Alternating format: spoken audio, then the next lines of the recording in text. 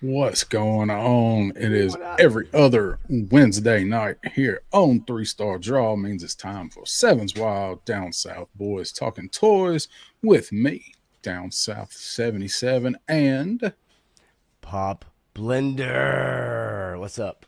I what give you is that going on? grumble duff intro. You don't want to tell the Grumble Duff no, story? no, Okay, all right. no. I think everybody could figure that out on their own. Yeah, we are a couple minutes late, so you can surmise, if you will. Just been sitting here patiently Some waiting. those late night taco trucks that are all around my area. Yeah, yeah, and you're the only business here lately. Seems like it. Um, what you been what you been up to? Cause you had the day off today. So what'd you Uh, do today? I did. I'm gonna have to take these over the top. Okay, so I did. Sent you a picture earlier, man. I picked up some comics that have been sitting on hold for me. Took a spin by the comic shop and got the last couple GI Joe. I think even the Energon, or whatever, and then a Hammer one. Picked up a Star Wars one that I've been watching, which or reading that I kind of dig. But I picked one up and I want to show you guys this, and we're not gonna I ain't gonna spend too much time on it. But I thought it was interesting. It's the first one I've ever seen like this. Correct me if I'm wrong, if you guys have. But I picked up an issue of the Punisher. Okay, it's number one. All right, and I haven't read it yet. This is Red Band. All right, but what was interesting about it is that it had this, and it reminded me of going into a market and seeing a Playboy on the counter or a Oh penthouse. yeah, It yeah. it has a red band and then appropriate audiences by Marvel Comics. And I don't, look, I collect the comics, I collect the GI Joe stuff, right? Transformers, I think I got a new Transformers today, number 24. But I've never seen that before. I've never seen that on just a comic book, even a Punisher comic book. Am I missing something, or are Is people that a familiar with this? new? This is a Is brand this a new book. new It's a Okay, I've brand never new seen book. it, but Yeah, I'm and not it has at the the comic appropriate. shop every week, so Right. So, but like I said, I didn't want to do a deep dive. I just wanted to mention it because I've never seen that, so I kind of cut it out and then put it in with a cardboard back and everything. But haven't mhm. read it yet.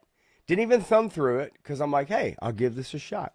But I'll let you know if it warranted a warning. This comic is only approved for appropriate audiences by Marvel Yeah, Comics. Interesting. yeah. Let me know because I am probably going to the comic shop sometime this weekend to pick up Okay. the Yeah. Energon, whatever it is, 11, Joe 11, I guess. Uh, Um, yeah, I think that's somewhere so in there. I don't know. and that's really all I'm picking up. So it's Yeah, I may get that one too because that sounds right up my alley. So yeah, for sure, man. It just I don't know. I'd never seen that, but a new Punisher comic, I'll give it a shot, especially if it says explicit material inside. I'm oh like, yeah, I mean okay, you've got my attention. yes, yes, you do. Especially on a Punisher comic. But Right? if it says explicit, you have my attention. And Steve says, Yeah. remember seeing a parental advisory on the Max series, but never a bag like that. So Yeah, it was interesting. Look, other than that, I really just kind of saved some stuff for what we're going to talk about later, and that's really about it. Kind of messing about. So I'm sure you drove all over God's green earth today, and back again, and then maybe again. uh, I did today.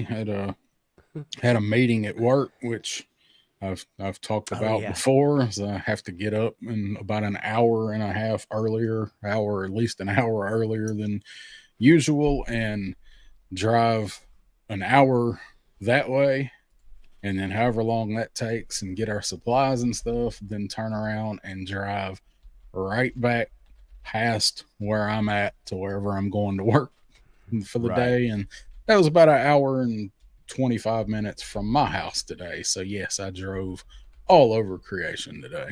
Good times. Good times. Yeah, man. But luckily you don't have to get up tomorrow morning to do those meetings, right? They're not on Thursday anymore. No, no, they're Yeah. there. I would much rather them be on Wednesday than have to do them on Thursday. Yeah, absolutely. And that was a brief bout of insanity. I hope is over with. So Yeah. uh, back to Wednesday. So let's go ahead and say what's up to the chat Yeah, before we let's get get it, man. buried too Yes, far yes, sir. down. So Stanley Eberhard, first like. What's up, Stanley? Don't know if Yeah. Stanley's here now. I That was tried at to 5. tag him. Yeah, I tried to tag him. He's not Okay. here, but I know he'll probably pop in here in a little while. Son of a Crayon Slayer's in the house. What's up? Yes, sir. Bobby Wald is here. What's going on, Bobby? I did see that. We ain't gonna talk about it much on here, but I did see that. No, but I did. I Yeah, did say about the Man Show was an awesome show, Man right? Show was great. And it was funny. So regardless of whatever, right? This isn't that kind of stream, but yeah, Man Show was a great show. I I missed that love kind of stuff. I love the Man Show, and I Yeah, loved everybody that was on it at the time. yeah, yeah, Um, yeah. at Right. the time, Eric Thurman's in the house. So Eric says yabba dabba do. Okay, all right. Turk Murphy's Toy Solutions here. What's up, Turk? Let's see. We got Steve Martin in the house. What's up, Steve? Izzy Trevi is here. What's going on, Izzy? How you Yes. doing? Let's see. We got Blitz in the house. What's up, Blitz? Let's see. Roman Graham is here. What's up, Roman? I think he meant guys. It's like, what's happening good? And I was like, is he trying to say what's good? Hey, And I'm like, that was just a typo. it works for me. It's like getting a text message, and so often most of us try to go back and then correct our misspelling. But everybody I, knows when you get the text what the person meant, unless the one I sent you earlier, which looked like Arabic. he sent, he sent me a text, and the first half was easily decipherable, and the last bit of it, I was like, I don't even know what you're trying to say here. So for just such an occasion, on my phone, I actually have the meme of this saved. Say what again? I dare you. I double dare you, motherfucker. Yes. Do you speak English? Do you speak English, motherfucker? So I sent him back that meme because it's like we always talk about the Eddie Murphy Saturday Night Live with the question Oh marks at the gosh, bottom. I was yes. like, I'm usually pretty good at deciphering those. I text with somebody regularly that is Figure it about out. about 75% autocorrect on crack. Jesus. So, but that one, man, I could not get it. So that was funny. Woody Triple Deuce, the figure addict. What's up, Woody? So Eric said, "Get two, Woody's have the one of best. those graded." Woody's awesome. Yeah, I can't wait to dig into it. That comic, you're talking about that Punisher anyway, I believe. But yeah, I can't wait to read it, and hopefully it'll lead to another one. I'm all about it, man. If it's good, I'm all in. Yeah, I'm down for some good Punisher. So Nolan is in the house. Means Yeah, we Nolan, are what's Toy up? Tube official. What up, Nolan? Tony's Figs in the house. What's up, Tony? Yeah, Big Tone? Tony probably getting ready to sit down with Moody here in a little while. Are you on you on attack them tonight, Tony? U.S. Combat Dojo's in the house. What's happening? yes. Chop them up. Let's see. All right. Finally down. All right, down to the bottom. So got 17 watching so far. So hit that likey like if you hadn't so far. You don't usually remember to say that within the first half hour. I don't remember to say it ever. Actually, No. it's just one of those things, man. You pull the cord and rip it and let it go, right? And Yeah. I forget a lot of stuff. Absolutely. So let's see. Got some stuff we're gonna talk about, go over some news, I got some shipping dates and stuff here. Those are always fun to talk about. Got some charges. Got some charges or a charge, Yep. right? Recently. Yep. Woody has a question for you here in a second. But I starred for you. But yeah, got a recent charge. Expecting a bigger one, $100 charge here pretty soon. I would expect Any minute. day now. Yes. Any day. So, and then we picked our 7 favorite driver slash pilots. And we're going to talk about them and why we like the ones we like. And that was much harder than I thought. I had a few in my head, like these are definitely making it. And then I got ready for the rest. I'm like, I had to make some tough calls there. Yeah, I agree. Ultimately, I think I have 10, but I'm going to have to make that decision, right? But I have 10 of them that I went ahead and saved because it was like, man, I really love this guy and I love playing with that figure and, vehicle and everything. But then, like, as I've gotten older, I kind of like this one better, right? So I got about 10 of them. A little honorable mention, maybe, whatever. No big deal, right? I mean, it's it is what it is. Bring them up, of course, but yeah, you're right. It was tougher. It was tougher than I thought it would be. Maybe that's because of the vehicle. Maybe it's because of the driver. Yeah, and there's some that you think, oh yeah, that person came with a vehicle. I forgot because I don't associate them with said vehicle much in my head. So. All right, so let's see this question from Woody that you had started. Ever going to get channel memberships? Man, I don't know. You try to hit that mark, like you 500's a huge number, and I always said no, and then I got closer to it. I'm like, I think I would like to, but I don't really know.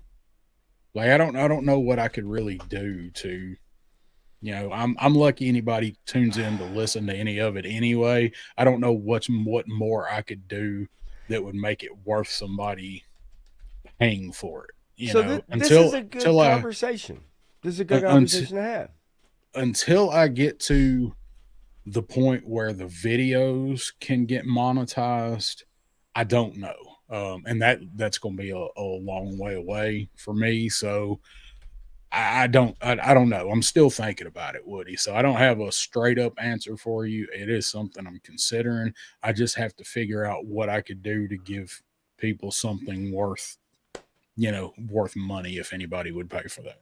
So let's talk about that for a minute, right? Like, I've seen people that do a really good job with member only content. I reference maybe like someone like Legend Series.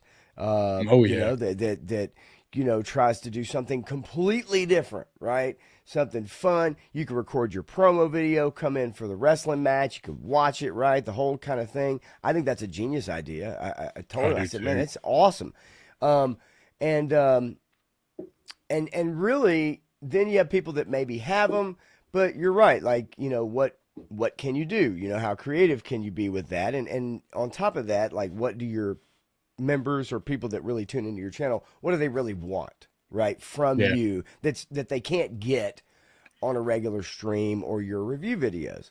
And, I've thought about this, not because I'm anywhere even close to that. As a matter of fact, I think I barely stepped over the starting line, you know what I mean? Like on the race. It's, right. But yeah, there's a lot that goes into it, right? It does require thought. And now, you and I have talked about this. The price, right? The price of what those memberships look like. What is a basic membership? Yeah.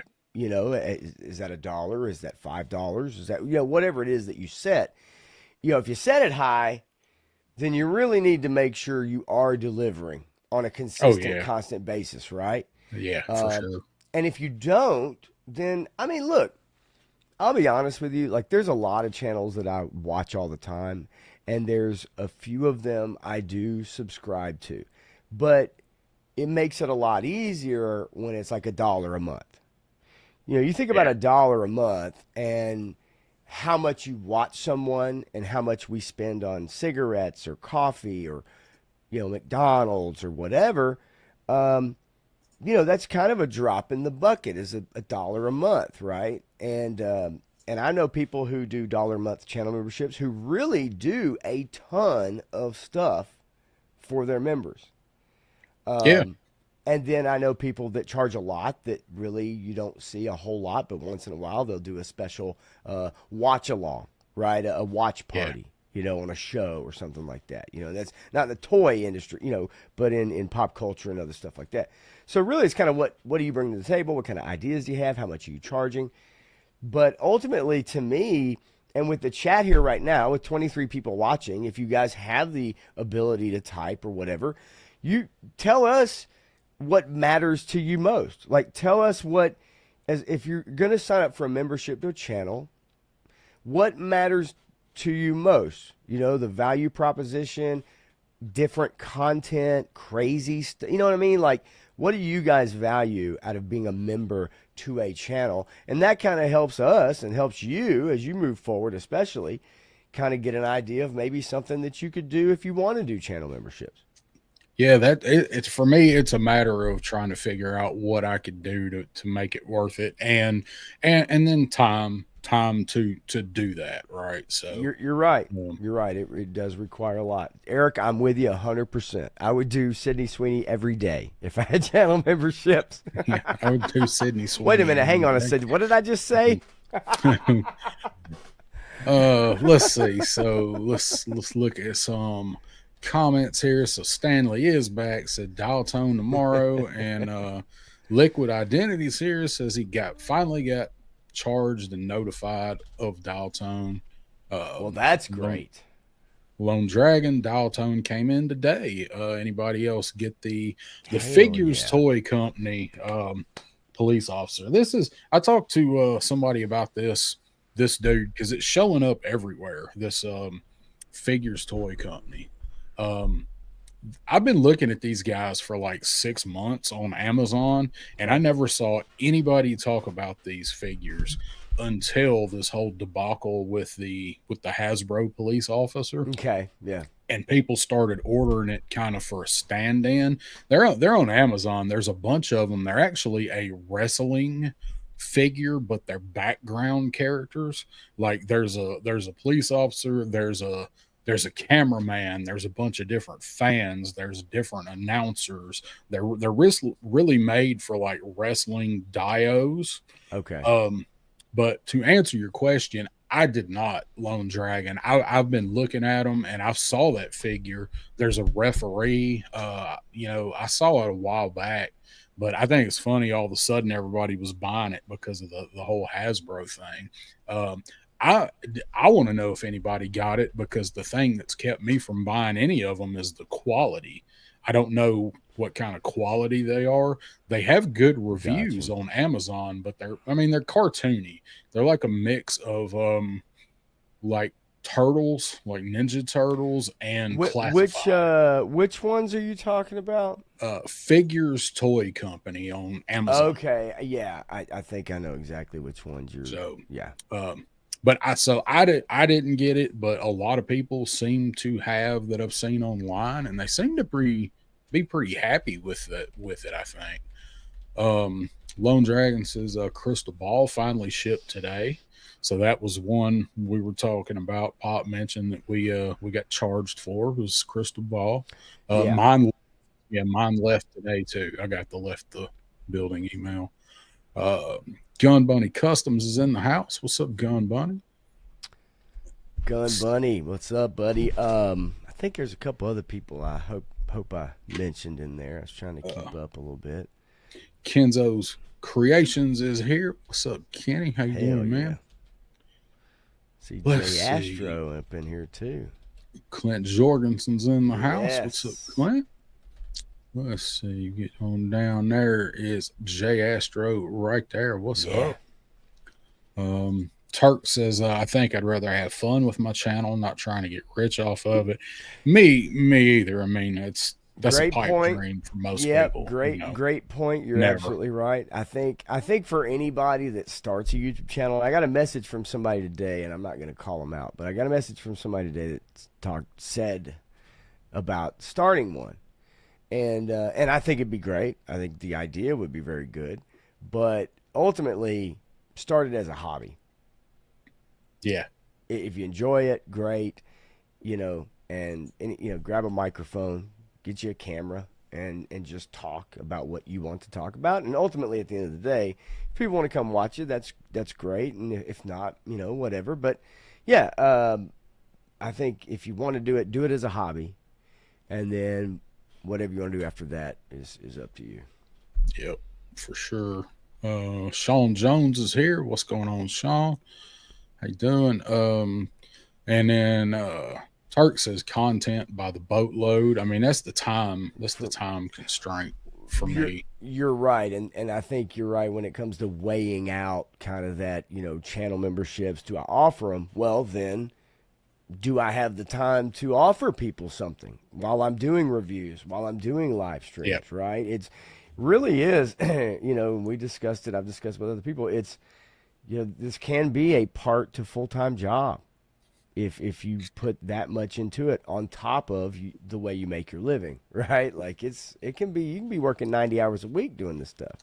Easily. I mean, easily. Yeah. Clint says just start an OnlyFans. Yeah. I don't know how well that'd go over. You kind of need someone else to help you with that if you were going to even be somewhat successful. I would think so. I don't think just me sitting there would be very sitting there 20 years or something. Yeah, just sitting there. Be too scared to do anything else. It's like going to the bathroom at a football game when everybody's just standing there next to you and you're like, no, everything's fine. Yeah. Nothing's wrong with me. I'll get there eventually.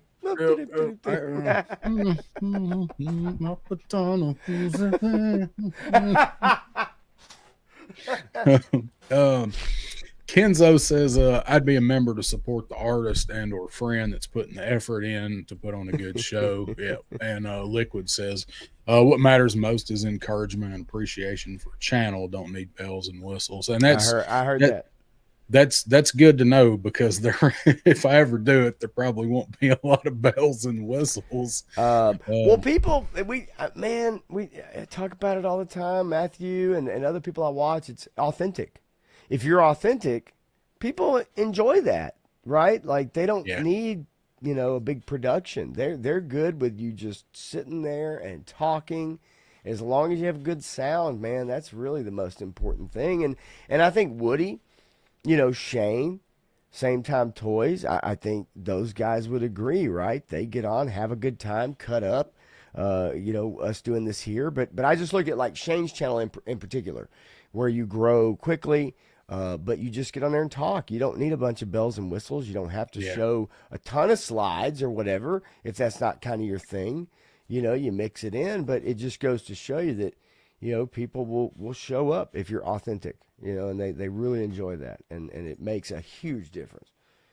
Yeah, that's really what it's about. I mean, that's the people that I watch.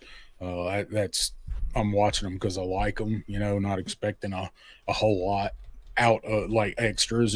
So I think if I ever did it, it would be I would want to feel like I was giving some kind of value for it. Like a yes. So, make sure people feel like they're actually getting something. Steve says, got his charge for slice and dice. Me too. Got mine. I got several messages. I think we all got them at the same time. Was that we got charged for that? Of course, you didn't get it from Hasbro. you got it from PayPal or whatever company that you use to pay for it, and then you have to kind of do the deductions, and you're like, well, let's see, what did I order that's this much? And I know a couple people that got charged for just figures, just a single figure charge, $28 or whatever, and they're like, what the hell is this for? Because I've got 8 of them ordered that are shipping within the next month. So what's this?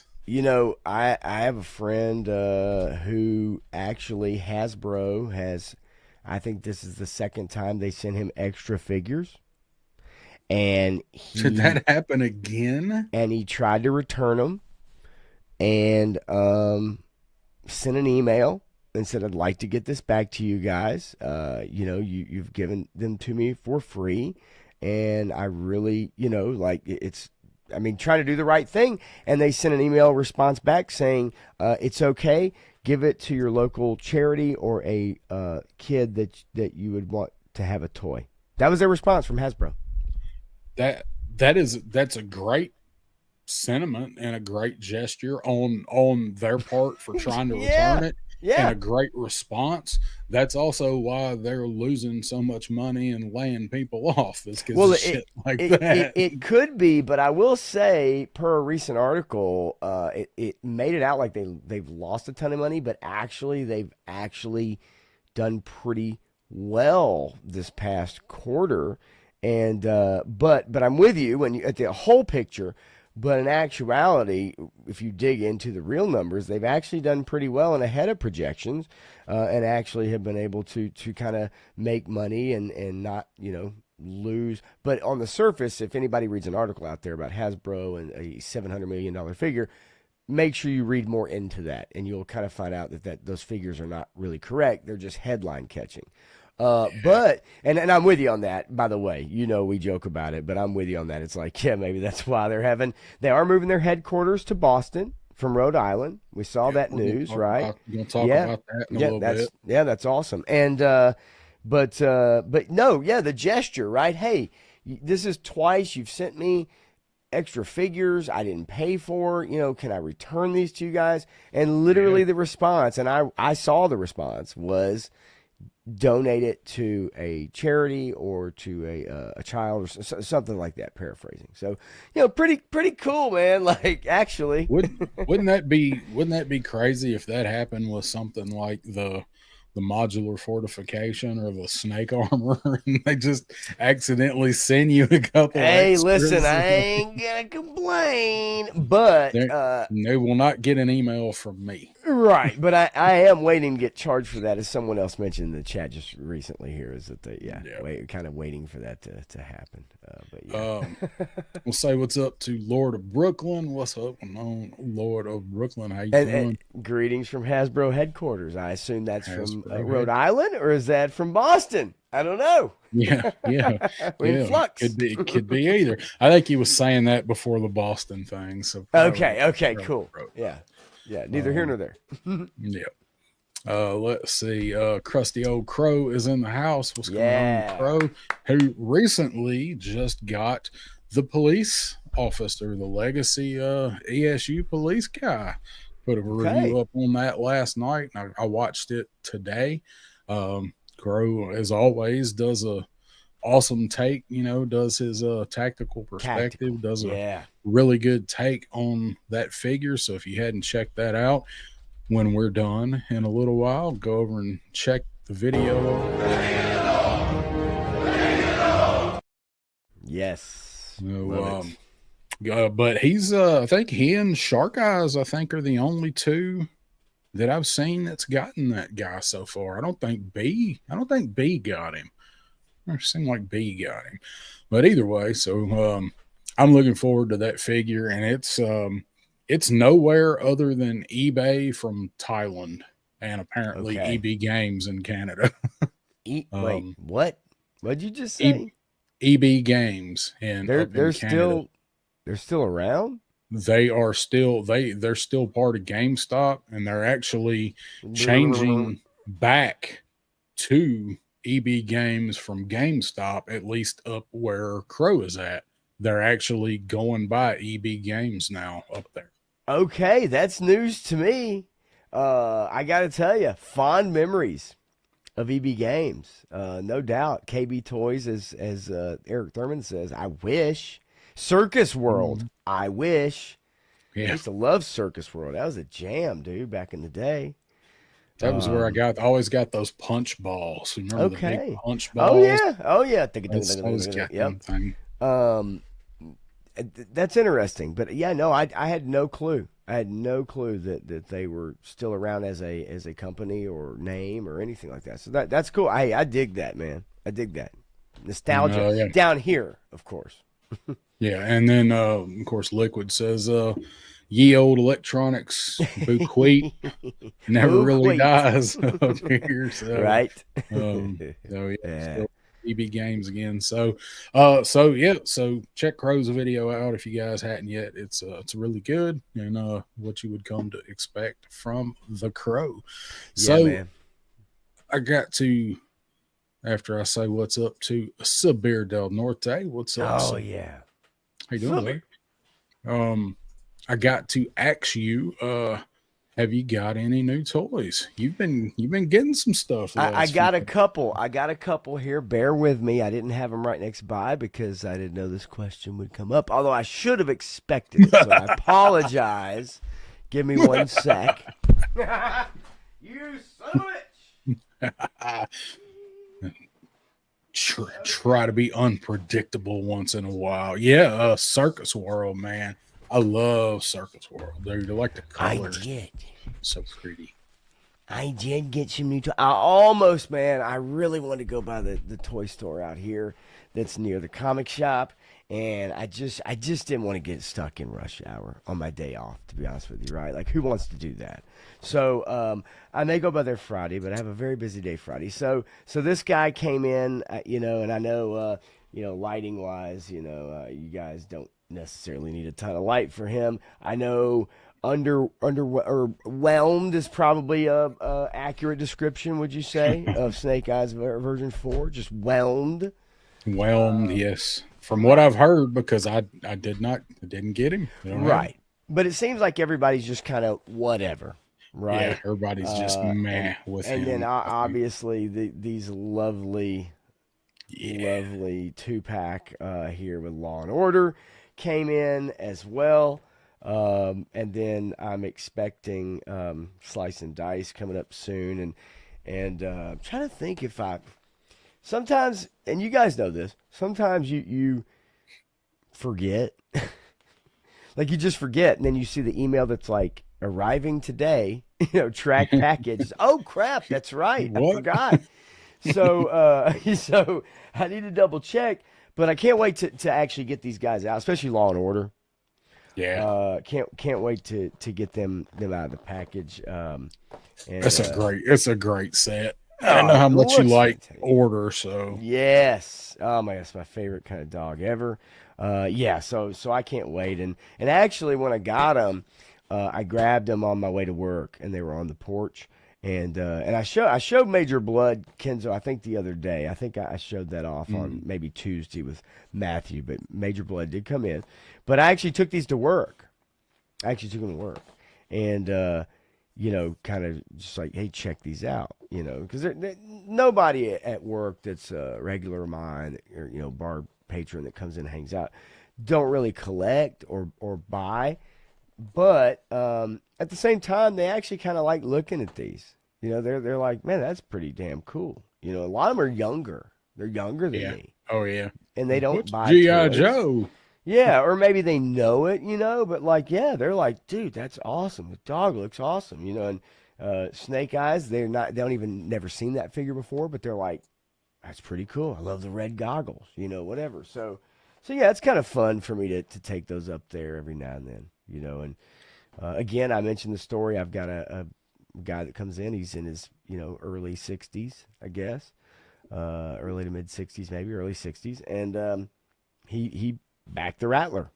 He's not a toy collector, but he loves that plane, and he backed it, and he's got it, and he's like, this thing is amazing. So while you were telling that story, I was thinking about that guy, because that guy probably, unless he's opened the Rattler and put it together, he probably hasn't really seen any of the actual other figures from the line other than what you showed him. not at all. And I told him, I said, now the one you've got to get out is the Baroness. Like, you have to get that figure out. Right? Yeah. Regardless if you put the plane together or not, it's like, get her out. It's such a good figure. Yeah. And Sabir says my Pulse dial tones come in that I ordered in 2024. Holy moly! Via FedEx. Nonetheless, they sent 2 shipments of dial tone from Pulse. Why didn't they just wait to send all together? Is foolish. So you have a interesting story from what, a month ago, 6 weeks ago, where you got two at different times on the same day. Yeah. It was Yeah, too. Blowtorch and somebody else. I can't remember. It wasn't was it Dark Lawn? But yeah, it was literally like two figures on the same day from at two different times, and they both shipped out on the same day. They both arrived in town on the same day, but they both came in on separate. Maybe they came in on separate planes, or whatever. I don't know.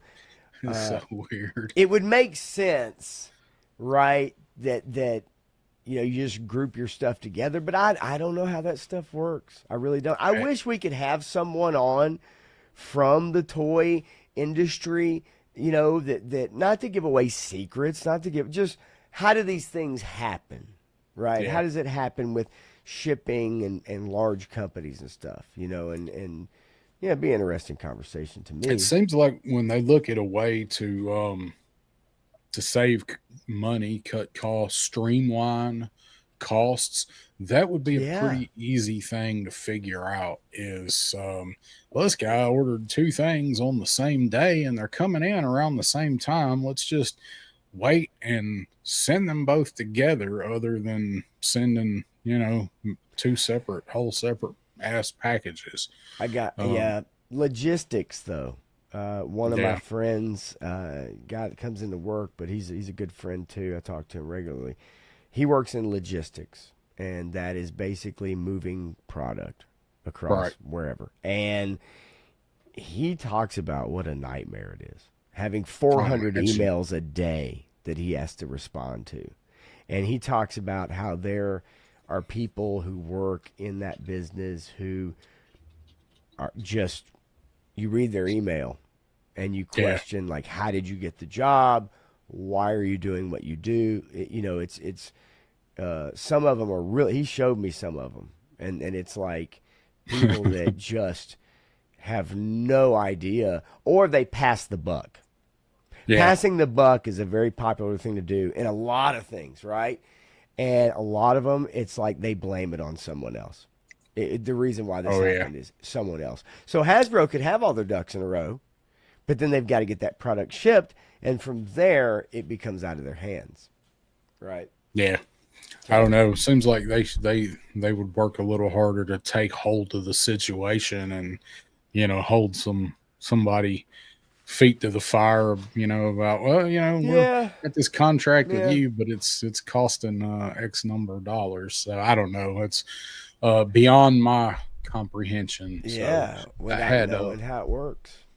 Had Kenzo's comment up. The Cobra Con Masterverse come in last week.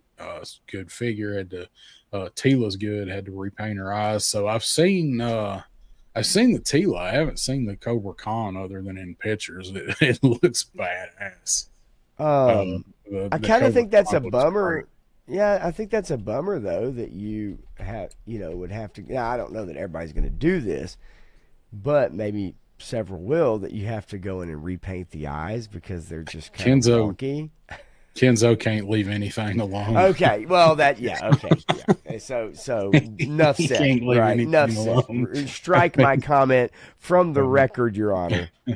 He's always tinkering with stuff. Whoa, shit, Woody. Hey. Yeah, I've got this pulled up, so they're having a pretty decent sale on some stuff right now, but that is probably the best thing on there. Is they've got stingers for half off. They're $50, so that's pretty damn good. Yeah. I mean, they're worth that all day. I mean, sure. I have a second one that I got for full price. I mean, it was trade. I got it in trade stuff, but still, I like it better. I like it so much better than I like the Vamp. So do you, right? Because I've heard the whole thing about the windows, and people aren't happy with that, and being able to see the driver and all that, and it's I've heard that's a constant I say constant conversation, not now, but I have heard it being brought up now. for people, Oh, and every now and then when something like this goes on sale, and they go, they're like, oh well, you got to get it, and then but then it brings up that whole thing about that, right? It's like, oh, I don't know, man, they kind of I messed it mean, up. I like the slatted window armor in it Mm-hmm. because it's slatted window armor. You're not Yeah, supposed no, to see the right, driver right. through the outside. So I didn't have a problem with it. But I tell you, anybody that, like, if you want to pick one up to try your hand at trying to customize it or paint it or whatever, if that's not something you do frequently, Yeah. $50 is about as good as you're going to get on getting one to mess with. Bottom line, Uh, regardless of what you feel about that, right? Like that's a that's a damn good price. And whether you like it or you don't and you want to change that out or just whatever, who gives a shit? That's a great well, price. well, look. I mean, Look at it this way. For a $50 stinger, that's the officer, the driver. That's driver Viper, and then you're Okay. getting a whole ass stinger for another $25. Yeah, So yeah. When you look that's at it, yeah. the best way to rationalize that is, even if you like that figure, like, you're gonna get a whole extra Jeep with it, for that. Yeah, no, you're so right, man. And that's a lot of times that's kind of where my brain doesn't work that way. Yeah, It's like, but when you bring that up, when other people bring that up, and it's like, yeah, but actually, you're paying $25, right? I mean, for a Jeep, yeah, that when you look at it like that, yeah, hell yeah, that's a it's fantastic deal. so it's I'm not that often I bring BBTS up all the time, but I also have an axe to grind with BBTS, but Yeah, you can get some yeah. really good deals, and this is one. So What about that uh, BBL? I guess is where I'm trying to figure. That Brazilian butt lift. That's what I'm trying to. I don't have no issues with them. I need that before I do the OF page, I guess. We have some hellacious lifts in Brazil. I know that. Menjoza is here. What's Hey, up, Mendoza. Menjoza? All right. So I did get, far as toys, I did get this guy. So did a review on this guy. Yes. Creeper. These things are so much damn fun. These Jada, all the Jadas are, man, but these Scooby Doo figures were worth the wait. I still got to get the Mummy. I still don't have the Mummy, but Creeper and old Shaggy here. If you're a Scooby Doo fan, these are the figures that you've always wanted for Scooby Doo. So So do I, recommend those guys. I saw today, and I mentioned this. I mentioned this actually a little while back, but at the comic shop that I go to, they have 2 packs. They have 2 packs of Scooby Doo figures, and they got like I think about 5 of them. Those And are who trying to is remember that? who You made. I'm mentioned trying it to remember. before. Yeah, Matthew may because they know. look. Matthew will know. There's Matthew. Speak of the devil. Figures Uh, Toy Company. No, that's not them. It's but they are 2 packs, and they look really good. yeah, For what they want for them, they're not terrible by any means. he's had a couple of those at Yojo Depot, and I thought about that too, but I was like, no, the Jada ones are coming out, so I'll hold off. But I know exactly which ones you're talking about. And they're not They've got the crazy Mystery expensive. Machine too. Yeah, I haven't Well, seen the van, but I have seen yeah, like they all do come in 2 packs, and yeah. they're not crazy expensive. But and I'm looking right now, if I saw the packaging, I mean, look, I love Scooby Doo from back in the day, right, and everything. But if I was someone that was collecting multiple lines, I would definitely be into those just because of the not only the cartoon look, but they just look like really good. They look really really good figures. They Yeah, really do. they are, and I mean, and everybody that's collected them raves about the Street Fighter 2 figures. Yeah. They're every bit as good as the Scooby Doo figures are. So Okay. they're just as much fun to mess around with as the Scooby-Doo figures are. Johnny Reno's in the house. What's going What's on, up, Johnny Johnny? Reno? How you doing, man? And then the other thing that I got in recently was I got a review up on this dude too. Is Jesus. Yes. So this D13 Sacred Heart Jesus. He did not come with the nunchucks. Those are from Fei Long. From Okay. Okay. you got to bring your own nunchucks. Right. Well, that review is divine, by the way, just so you know. Thank you. You're one of the 12 people that watched it. It is. It is. It's some of them are gonna grab, and some of them are. I mean, it is what it is, and but I don't know. Go ahead. My bad. I was gonna say it is a lot of fun. I'll throw it up on solo here. Yeah. If I can, why can't I? I got you. There it is. I got you. Why can't I put myself on solo? That I don't know. So it looks really good.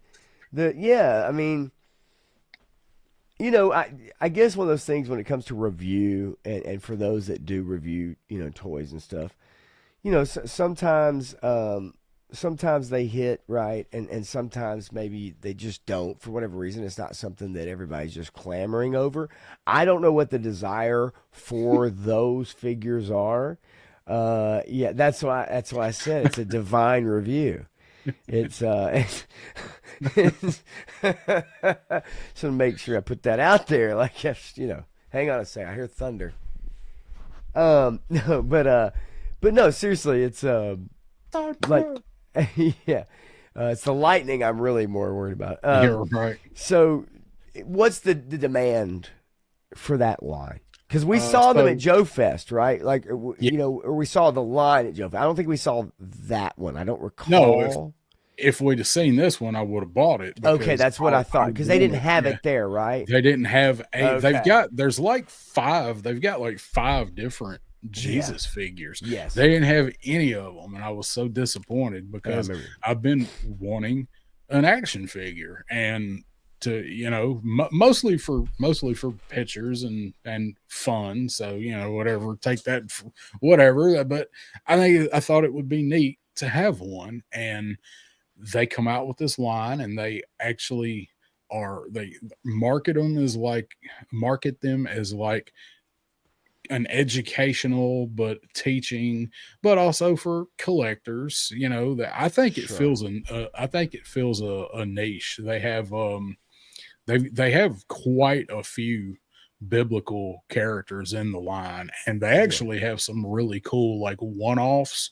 Like, there's some of the angels that they did as Easter, chocolate angels.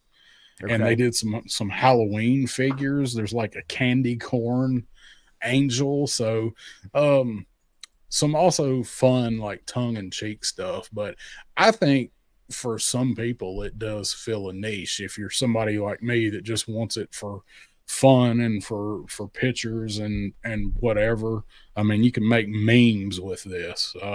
Sure. But if you are also somebody that is a religious action figure collector, they're a serious line. They're along the lines of what Four Horsemen does. They're Chris Garwich is a production manager for Horsemen, so they're all just about that well done.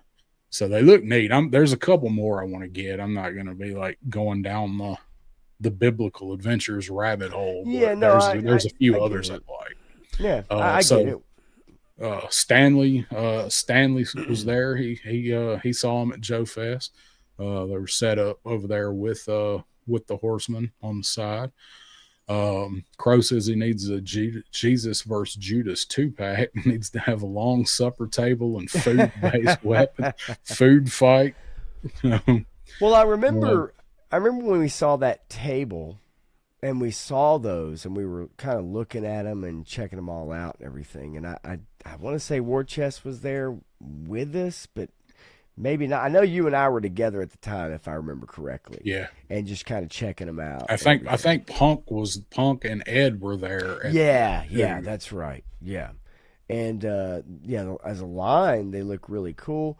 The demand as far as people, wanting to go down that, I say down that road. I don't mean it in any other way than like, you're right. They did have various other people or figures involved in that time period. So they're not all just religious, so to speak, right? Like they had, other figures that were kind of, in that. Oh, these guys are. These guys are. Well, was From it to D13. me? I thought they had like Roman.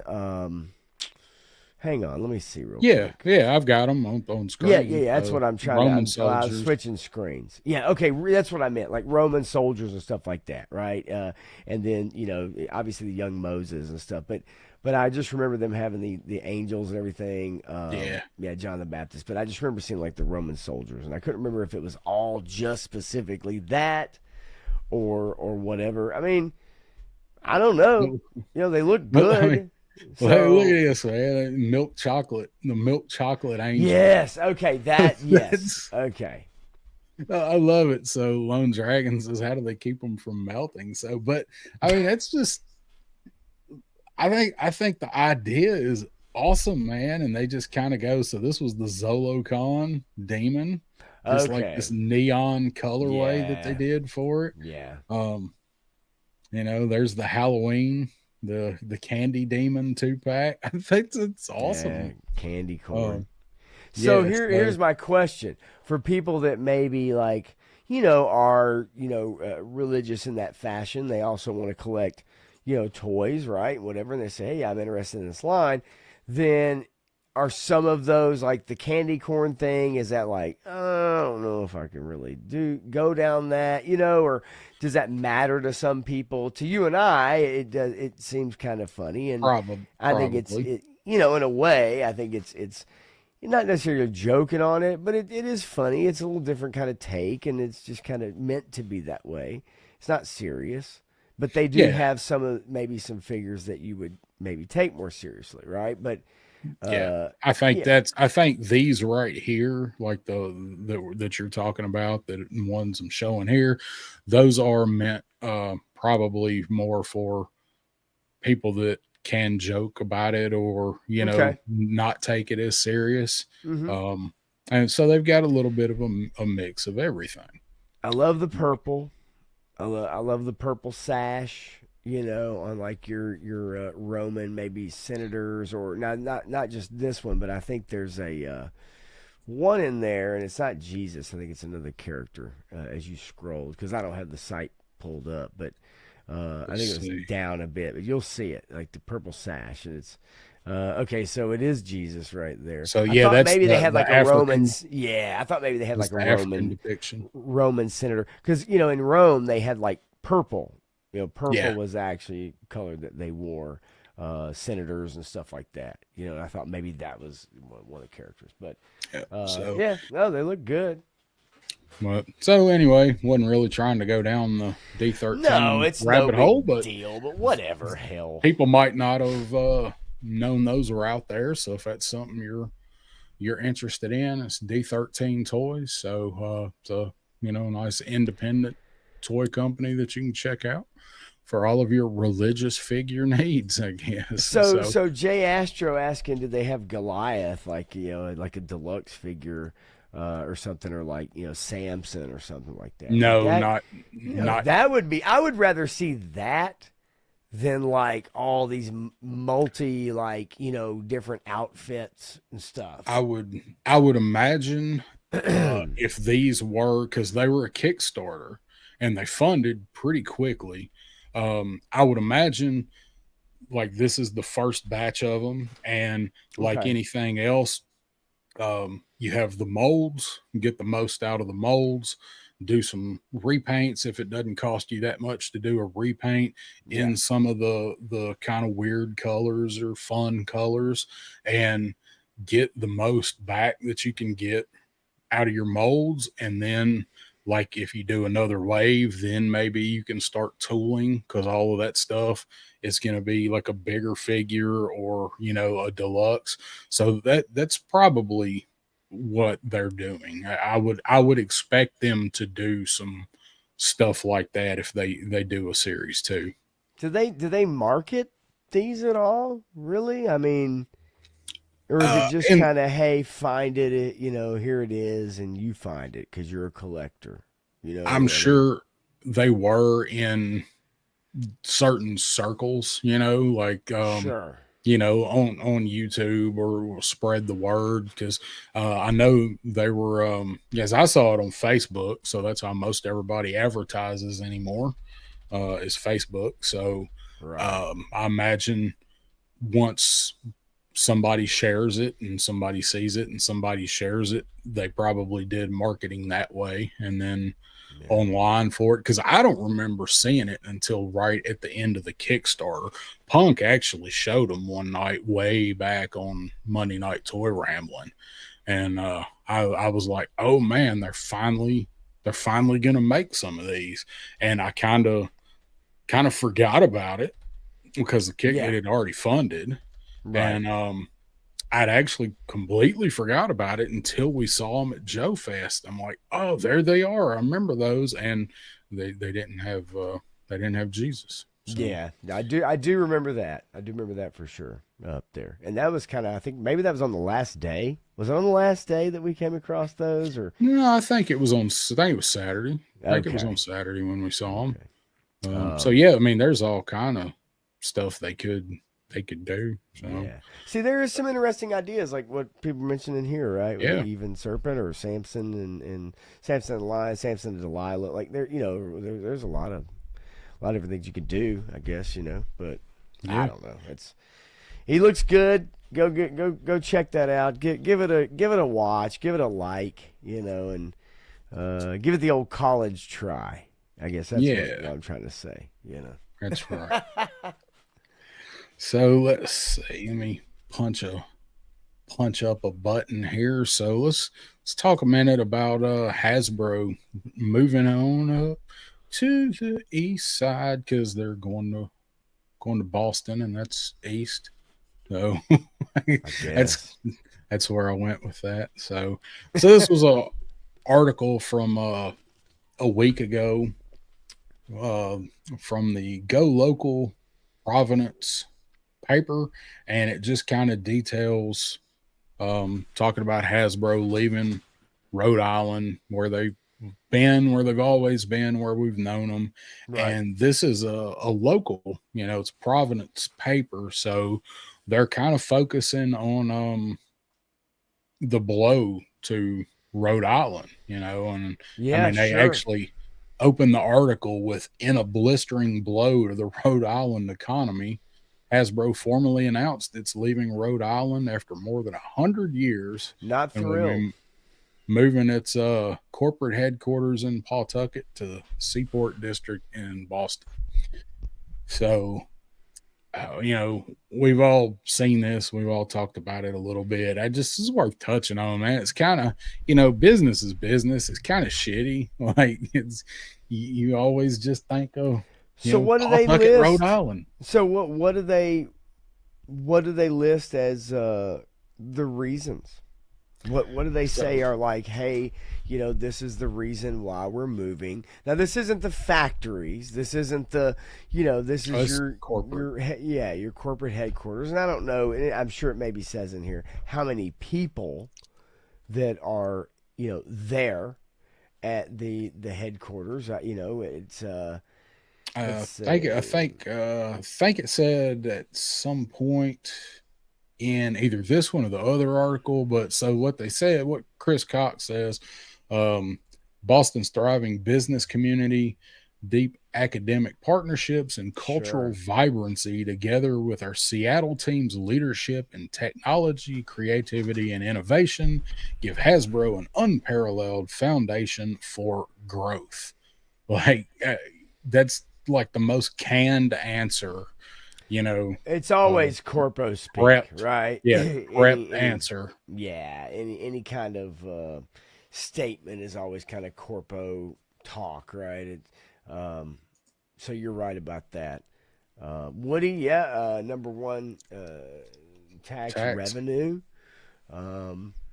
Yeah, I mean, I just wondered, I guess ultimately it's kind of like, hey, we have to make this decision after 100 years.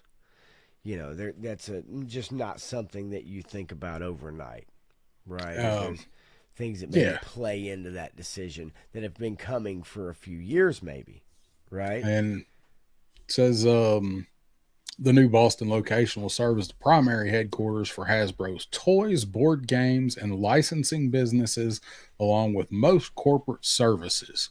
The company said the move Okay. supports its playing to win strategy focused on play driven engagement and partnerships. And this is them, remember a while back, them talking about wanting to go more digital and focus on games. Oh yeah. Hmm. Um, so that's ties into that. So what's up, 610 Yo Joe Daddy? 610. What's up, fellas? Y'all smash that like button and subscribe. Thank Hell you. yeah. Yeah, they that's what they said, Stanley. They've got Seattle and Houston. Seems like there's one in It's kind of Houston or some there's a sister. yeah, Okay, it's yeah. some of the corporate. It's one of the corporate, I forget which I want to say it's the technology, like the digital stuff is Okay. focused more in the Seattle location. I think they've got three in the US, with Rhode Island being the main one, and then one in somewhere, it escapes me, Uh, Taiwan or somewhere. And so when last week I pulled it up on maps and we looked at the headquarters. It's 265,000 square feet, like yes. seven floors. Yeah, I Uh, saw that. I mean, I guess really it says here they're moving to accelerate innovation, attract top talent, and drive long term growth. I mean, I think if from a growth aspect, I get it, right? I mean, hell, they could have moved here. yeah. Oh, yeah. Everybody else is. There were a lot of other headquarters are moving here. I mean, I'm just saying, they could have moved here. There's a lot of, I mean, you're kind of centrally located somewhat within the United States, whatever. And I mean, there's a lot of advantages. I mean, obviously, again, from a factory perspective, it definitely makes sense. But from a corporate headquarters standpoint, again, I don't know what that looks like if you did move here. But yeah, I mean, the board game, the toys, man, I'm telling you that really to me it seems like their board games and their online presence I think is really the focus over the next 10, 20 years. Yeah, I think so too. I mean, You know, they've said as much that they want to get away from making as much actual toys and more into that right. market. So, Yeah, for sure. um, Lone Dragon says Seattle's maybe the Wizards of the Coast. So Magic, that may be what it is. That may be what's in Seattle. You may be right, Lone Dragon. Um, that actually may be it. So when I was pulling this article up today, because I was searching for one just to kind of read the basics of, Hmm. I found another one that broke. I say broke. It was published today, and this was one that was about 8 hours ago, probably 10 hours ago now. This is from the Boston Business Journal. And you know how when you look these papers up, you don't get to see much of the damn article, but all we really need is the headline. Massachusetts approves the tax break for Hasbro's move to Boston. So this was in the Boston paper today.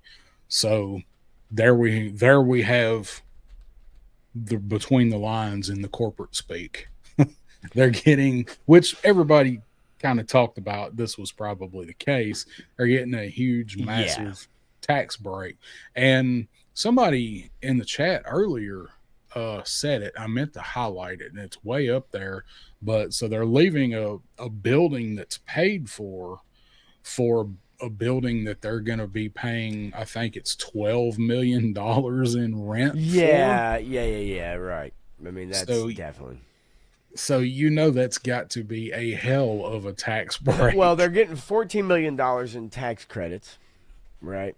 So 14 Yeah, million in tax credits. You're bringing 700 jobs to the city by the end of next year, and so it's you're not only boosting the economy, right, but you're really getting the tax credits. And for a company that's in a market that is not volatile, I guess, but ultimately at the end of the day, when we're talking about physical playthings, especially part of their major brands, then yeah, like any kind of extra money, any kind of extra millions that you can get to help offset some of these, losses year over year, right? yeah, Like, and then on top of that, you say, hey, we're bringing 700 jobs to the city. Now, that means that 700 jobs are leaving Rhode Island, right, right? So, of right. course, let's kind of leave that out of the article. But of course, that's an article for another day. But ultimately, it's about survival. It's about Yeah, survival and surviving as a company and trying to maximize profit. And that's what companies do, regardless of whatever ties or loyalty you may have when you came about 100 years ago. Ultimately, at the end of the day, it's about survival. And if you want to survive as a company, you have to take advantage of as many opportunities you can, and even if that includes moving your yeah. business, right? I just thought it was worth mentioning and talking about because we're all here because we're buying Hasbro Yeah, stuff. So yeah, for sure. sucks for Rhode Island, and the people that are working there. You don't know how many of them are going to try and make that commute. It's And all, yeah, about a lot. hour and a half with traffic one But we way. also see a lot of times when companies move. I saw this with a company that my mom worked for, where they were merging. Right, like they said, "Hey, we're moving our Texas branch to Tennessee," and so then all of a sudden you've got employees who may have been around for 20 years, 30 years, 10 years, 15 years, and all of a sudden it's like, okay, well, we're merging these departments, and we really don't need this entire staff from Texas and this entire staff from Tennessee. So some of y'all are going to be getting an email and some of you aren't, Yeah, right? And the ones that don't, then just come into work as business as usual. And the ones that do, here's your severance package. Thank you for your service, right? That's, yeah, and that's what's going to happen.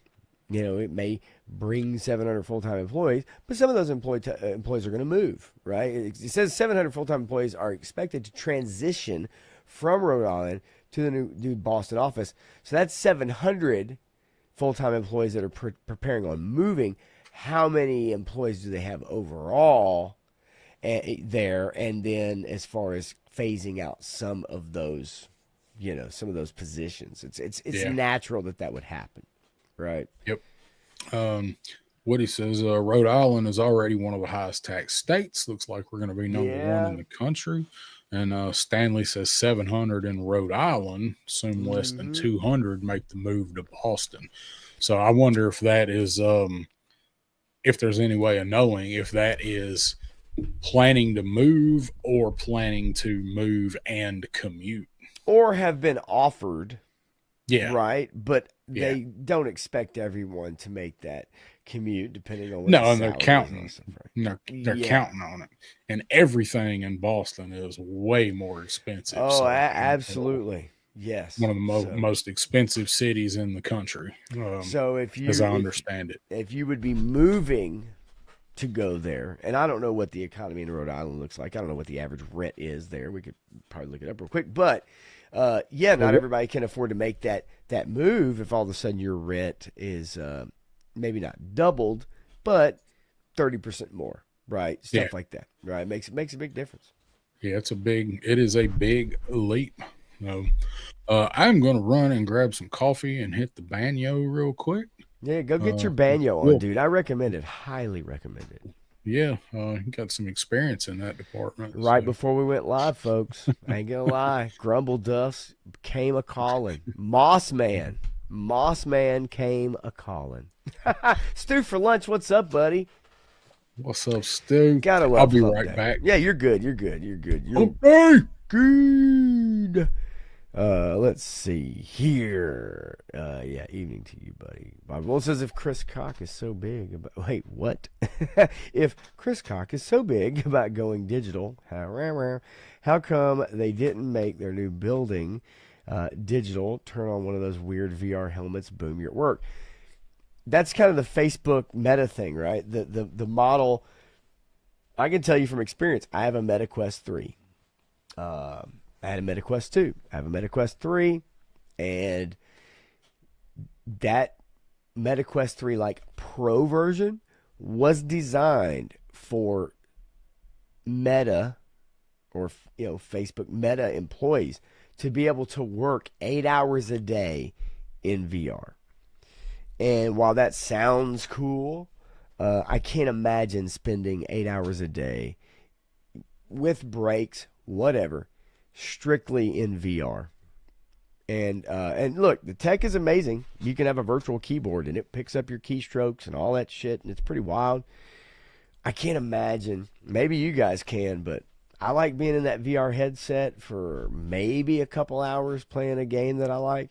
I can't imagine having to work in something like that. And I don't know how many of you guys have that kind of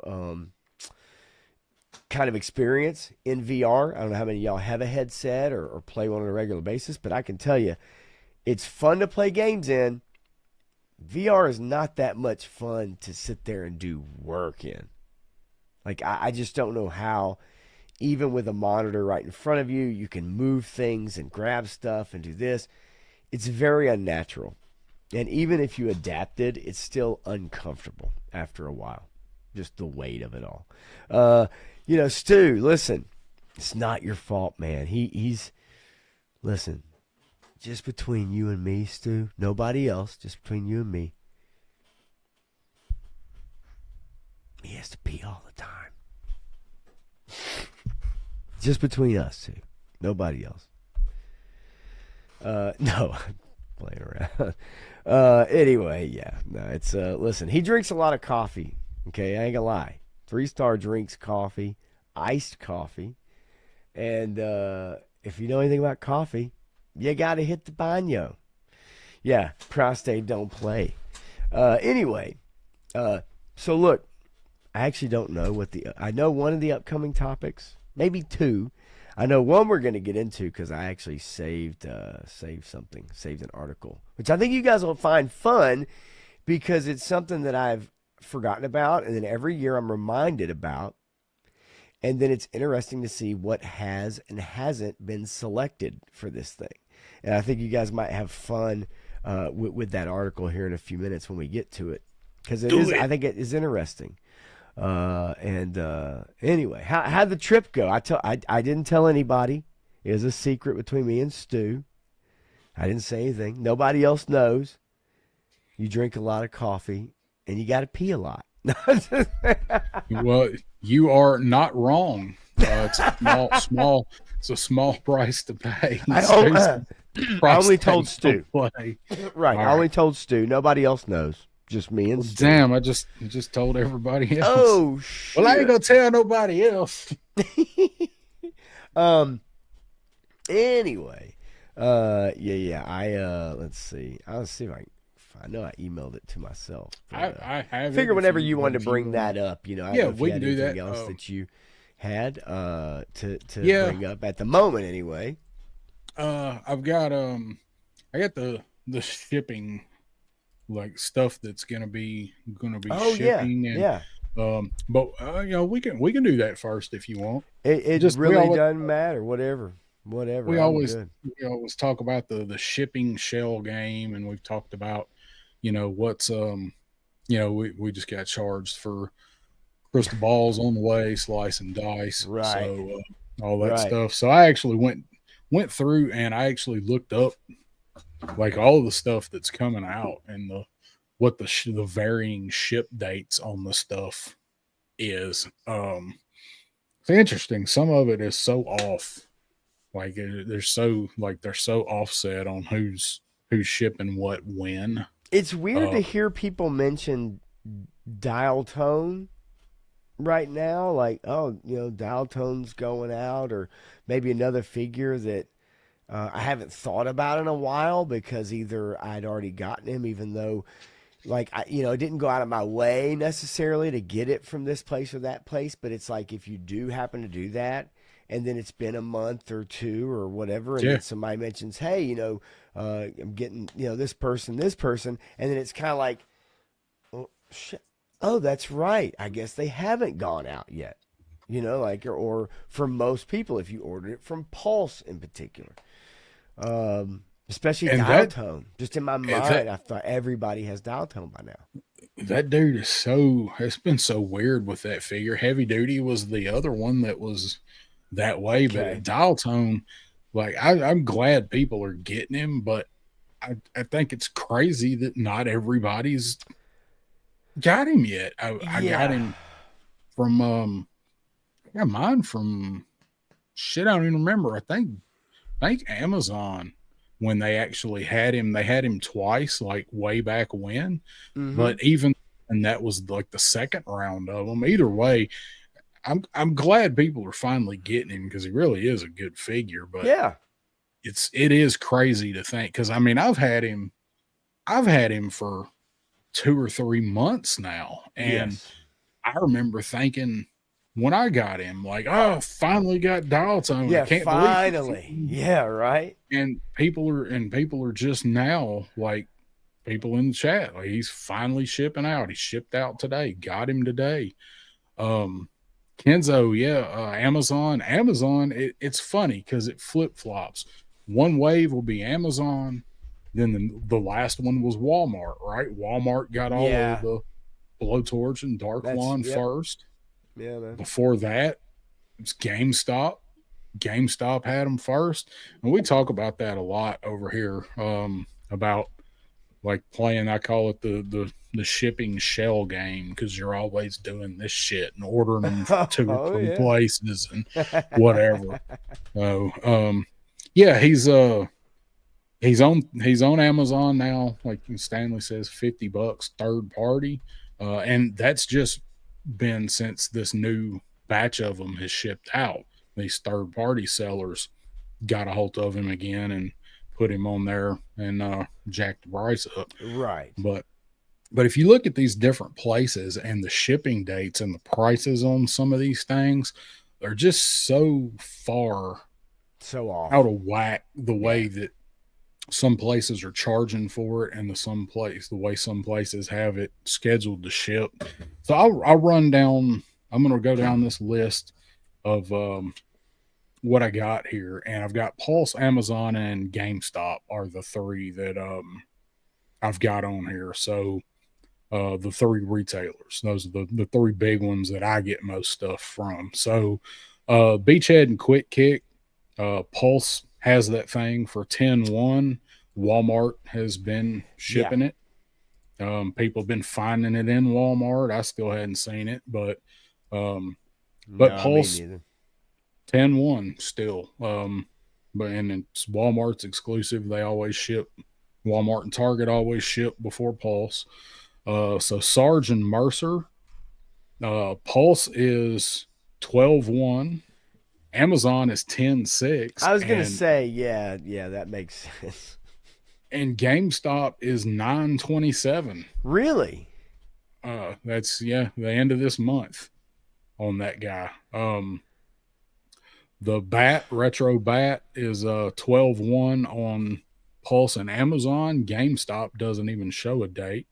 All Strikers still 12-1. That's an exclusive. Green Shirts 12-1. And Pulse and Amazon. GameStop didn't show it. Slice and Dice is now available. If you look at Pulse today, Slice and Dice says in stock. Cold Slither's in stock today too. So Budo's 12-1. The MMS with Hawk, Pulse 11-1. Amazon 10-6. And GameStop 10-19. So Battle Armor Cobra Commander. You can have him tomorrow on Amazon, but Pulse is 10-1 and GameStop is 9-18.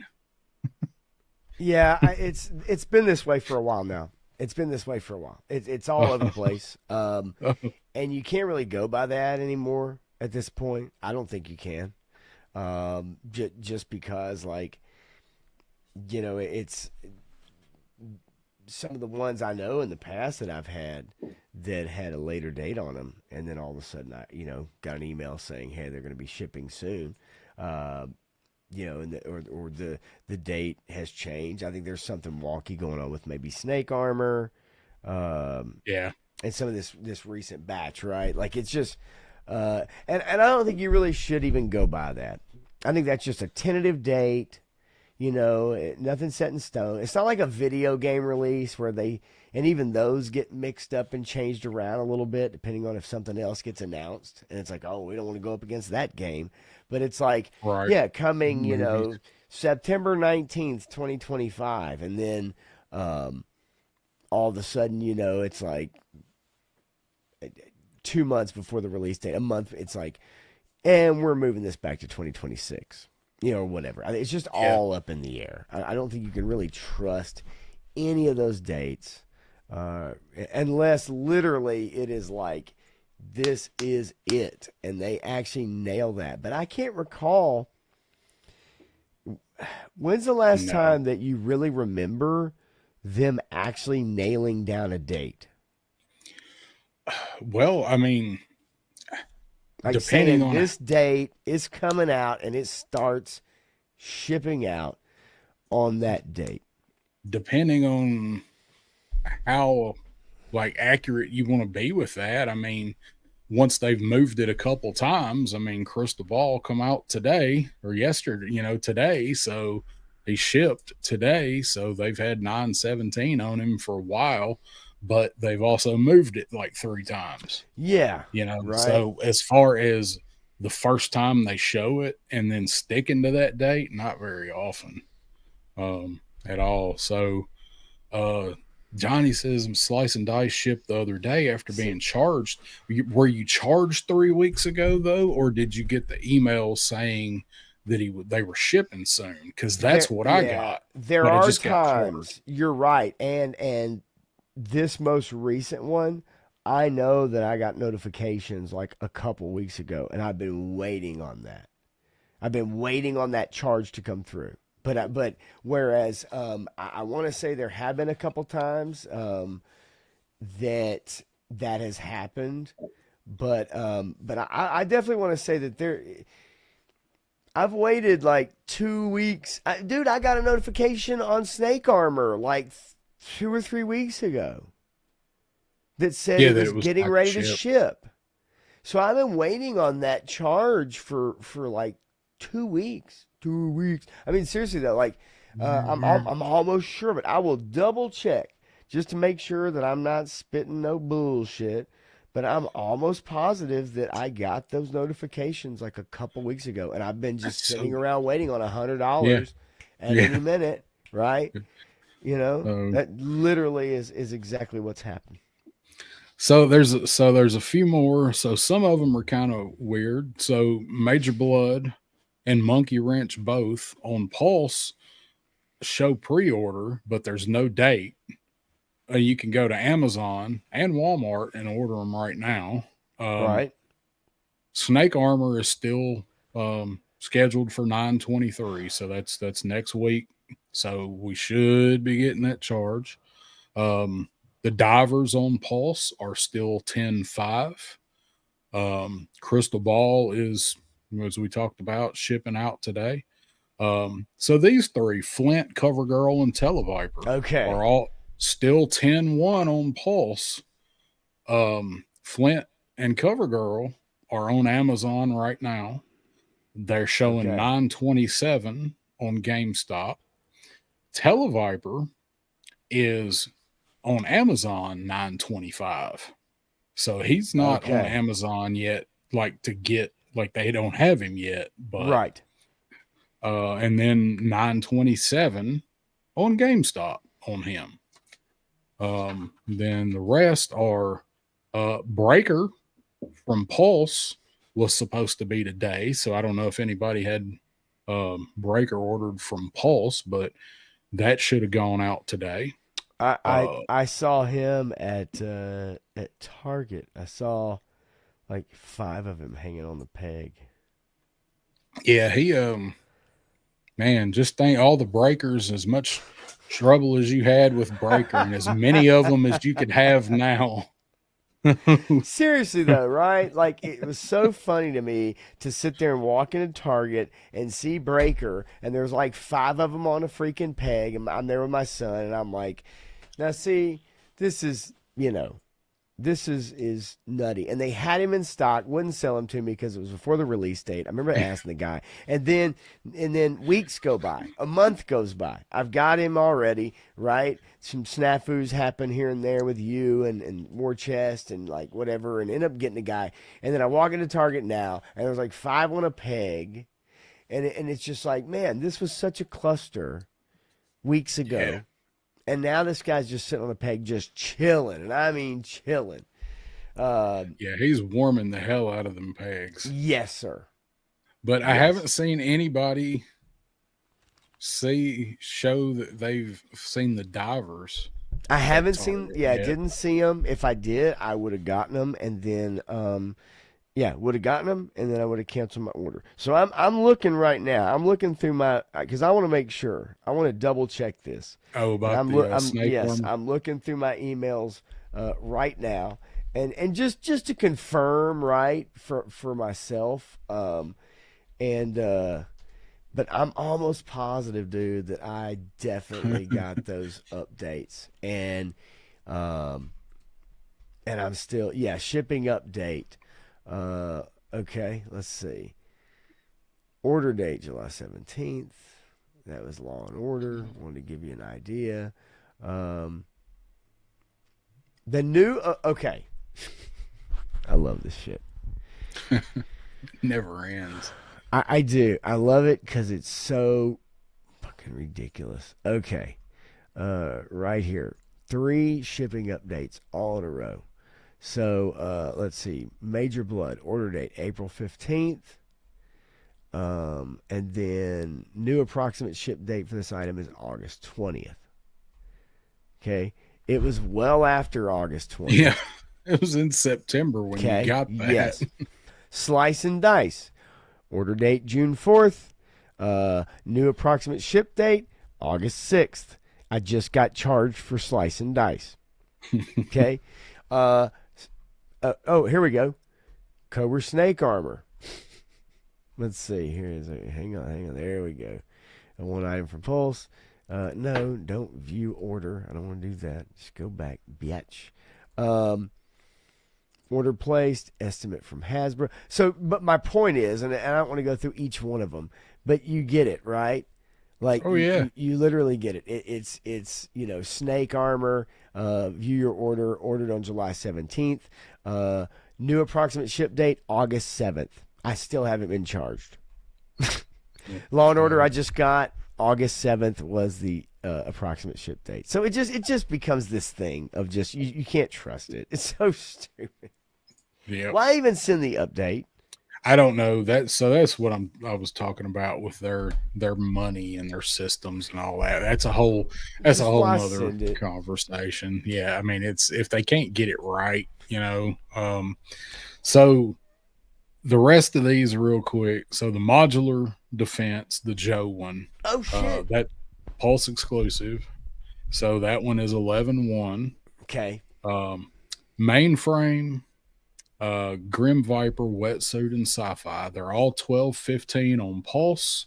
1-2 is the earliest you can get them on Amazon. GameStop has them all for 11-13, which I expect to move. But Amazon GameStop has gotten stuff that early before. They did with the Iron Grenadier bat. They've gotten it that much earlier before. So that's just the difference, the disparaging dates that all of these guys have, but they all get their own containers. So that's why you never know, are they going off of what they have on their order manifest expectations, or are they going on whatever Hasbro gives them? Mm-hmm. So that's just you just don't ever fucking know, man. Okay. What's up, Viper Scout? Retro carded Flint got canceled. You're on Pulse? Yes, they canceled my retro carded Flint out of the blue for no reason. Did I not tell you that? I don't remember if you told me that about Flint. Yeah, my retro carded Flint. And you know what? I said, fuck it. I said, I'll get him. I can get him today. I can get him tomorrow. Oh, yes, you did, because we talked about getting it from Amazon. But they canceled it. They just canceled it. I didn't cancel it. They canceled it. They just canceled my order. Just out of the blue. For no reason. They just canceled my order. And as I look at it now, they canceled my retro carded CoverGirl. And I didn't cancel those orders. What the hell? And those orders, money is there. No problem. It is there. And they canceled both of my retro carded figures. Absolutely ridiculous. You need to call. You need to call them again and just that's a big old pain in the ass. But yeah, sure did. They canceled both of those. And look, again, can I go on Amazon and get them right now? Yeah, sure. So that's why I was like, okay, fine. But at the same time, because I remember getting this and going, what? And then I went and looked and was like, okay. Because Worcester sent me an email. He's like, oh, my retro carded Flint, came today. And I was like, oh, sweet, man. I should be getting my... And no. They canceled both of those. So yeah, you did tell me that. We talked about that, right? So that's what I mean, dude. Like it's pretty jacked up. That they just decided, you know what? Go fuck yourself. Like, well, okay, thank you, sir. May I have another? Yeah, just so odd, right? I mean, but anyway, so that's my experience. How about yours? Viper Scout said he just ordered 5 of the 3 3/4 air traffic controller. Okay. From Heavy Armor Toys. Hope the quality is as good as Punk says. The foot the rainbow, feel the rainbow, red, yellow, green, blue, and purple. Feel that rainbow. Bobby says, a letter I haven't gotten from Pulse in a while is that don't keep it to yourself letter asking to describe how happy I am about a figure I haven't even received yet. So yeah. So Matthews, go ahead. Matthew says, guy saw every retailer pushed up Budo. So I was looking for Budo. Okay. I can't find him on Amazon. Pulse still has him listed at 12/1. And I just looked up BBTS. They're saying early October 2025. So maybe Budo I was trying to find Budo, but he was still 12/1 on Pulse. So that was the one I forgot. And then Kenzo says She-Ra and Swiftwind 2-pack drops on the 24th from Mattel Creations, the $60 one. That looks pretty good. That one and that damn Mondo one that's coming out, but it's a big difference between Mattel Creations and Mondo, but it does look good. That Swiftwind looks good. Okay, dude, I don't understand what's going on. I just got charged. Like just now? Just now. For what? I'm looking. I have nothing. So okay. This they heard us. Fucking sense. I just got charged and it's this. Okay, same amount as Slice and Dice. Now, is there any other thing coming out that was $54.99? The Divers, that you know of. 2-pack. That's a 2-pack. That's the Divers. Sergeant Mercer or $59. I am like, this is funky, dude. So Sarge and Mercer, it's too soon for them, and I'd have got hit for them too. The Seriously, divers, unless it's maybe two figures. I Did you order am. the Beachhead Quick Kick 2-pack? I did not. Okay, and it is I didn't want them. I don't care 10-1. about this. This is fascinating. Short fuse two pack, maybe. I'll see. I'll check it out. No, No, that's surely too not, early. because that's Right. a Target exclusive, and Yeah, the rumor yeah, is that that's- may be going up on Friday. We haven't ordered That's it what. yet. Yes. Okay. Hasbro Pulse. Wouldn't it be nice if the email from Pulse told you if you got the email? No, and see, told that's you what the hell? pisses me off too, because you don't have you got to try to dig it up, and then you've got to match it, right? You've got to go, okay, what was it that was?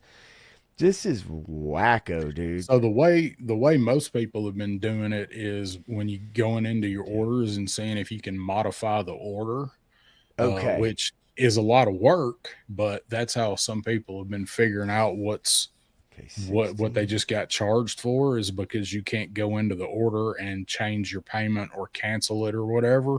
Right. So people that have Okay. several things, that's Dude, how they've been figuring it out. This shit makes no sense. Okay. Just judging by my transaction, okay, I got charged for slice and dice. Then it looks like now not on their side because I don't see it. On my card side, it says payment declined and then payment accepted. So it took the payment, declined the payment after I got charged for it, and then just reauthorized the payment again. Because I just that sounds like some Target hijinks. I just got a message. Yeah, I mean, literally just now, it just came through. I mean, it literally just came through again. That's like I'm literally looking at this, and it just gave me a notification. So somehow in there, I had a charge and then a cancellation, and then a charge again. Does it say that it's from Hasbro? It is. Yeah, it's Hasbro Okay. Pulse. Yeah, so I don't know. Maybe I need to change the account then. Like change the account right to a different payment method because that's wacky, dude. Yeah, you're having way too much issues with it. I would. Well, and looking at right here on the screen, I mean, I could show it, but it's retro carded, and they all say you canceled this item on September 11th, but I didn't cancel those items on September 11th. The only one I canceled was the Snake Eyes polar bear, and it's because I know I'd be able to get it. But that's the only one I canceled. But literally, it has 3 other Televiper, Flint, and CoverGirl. But then on the same order, I got the Firefighter.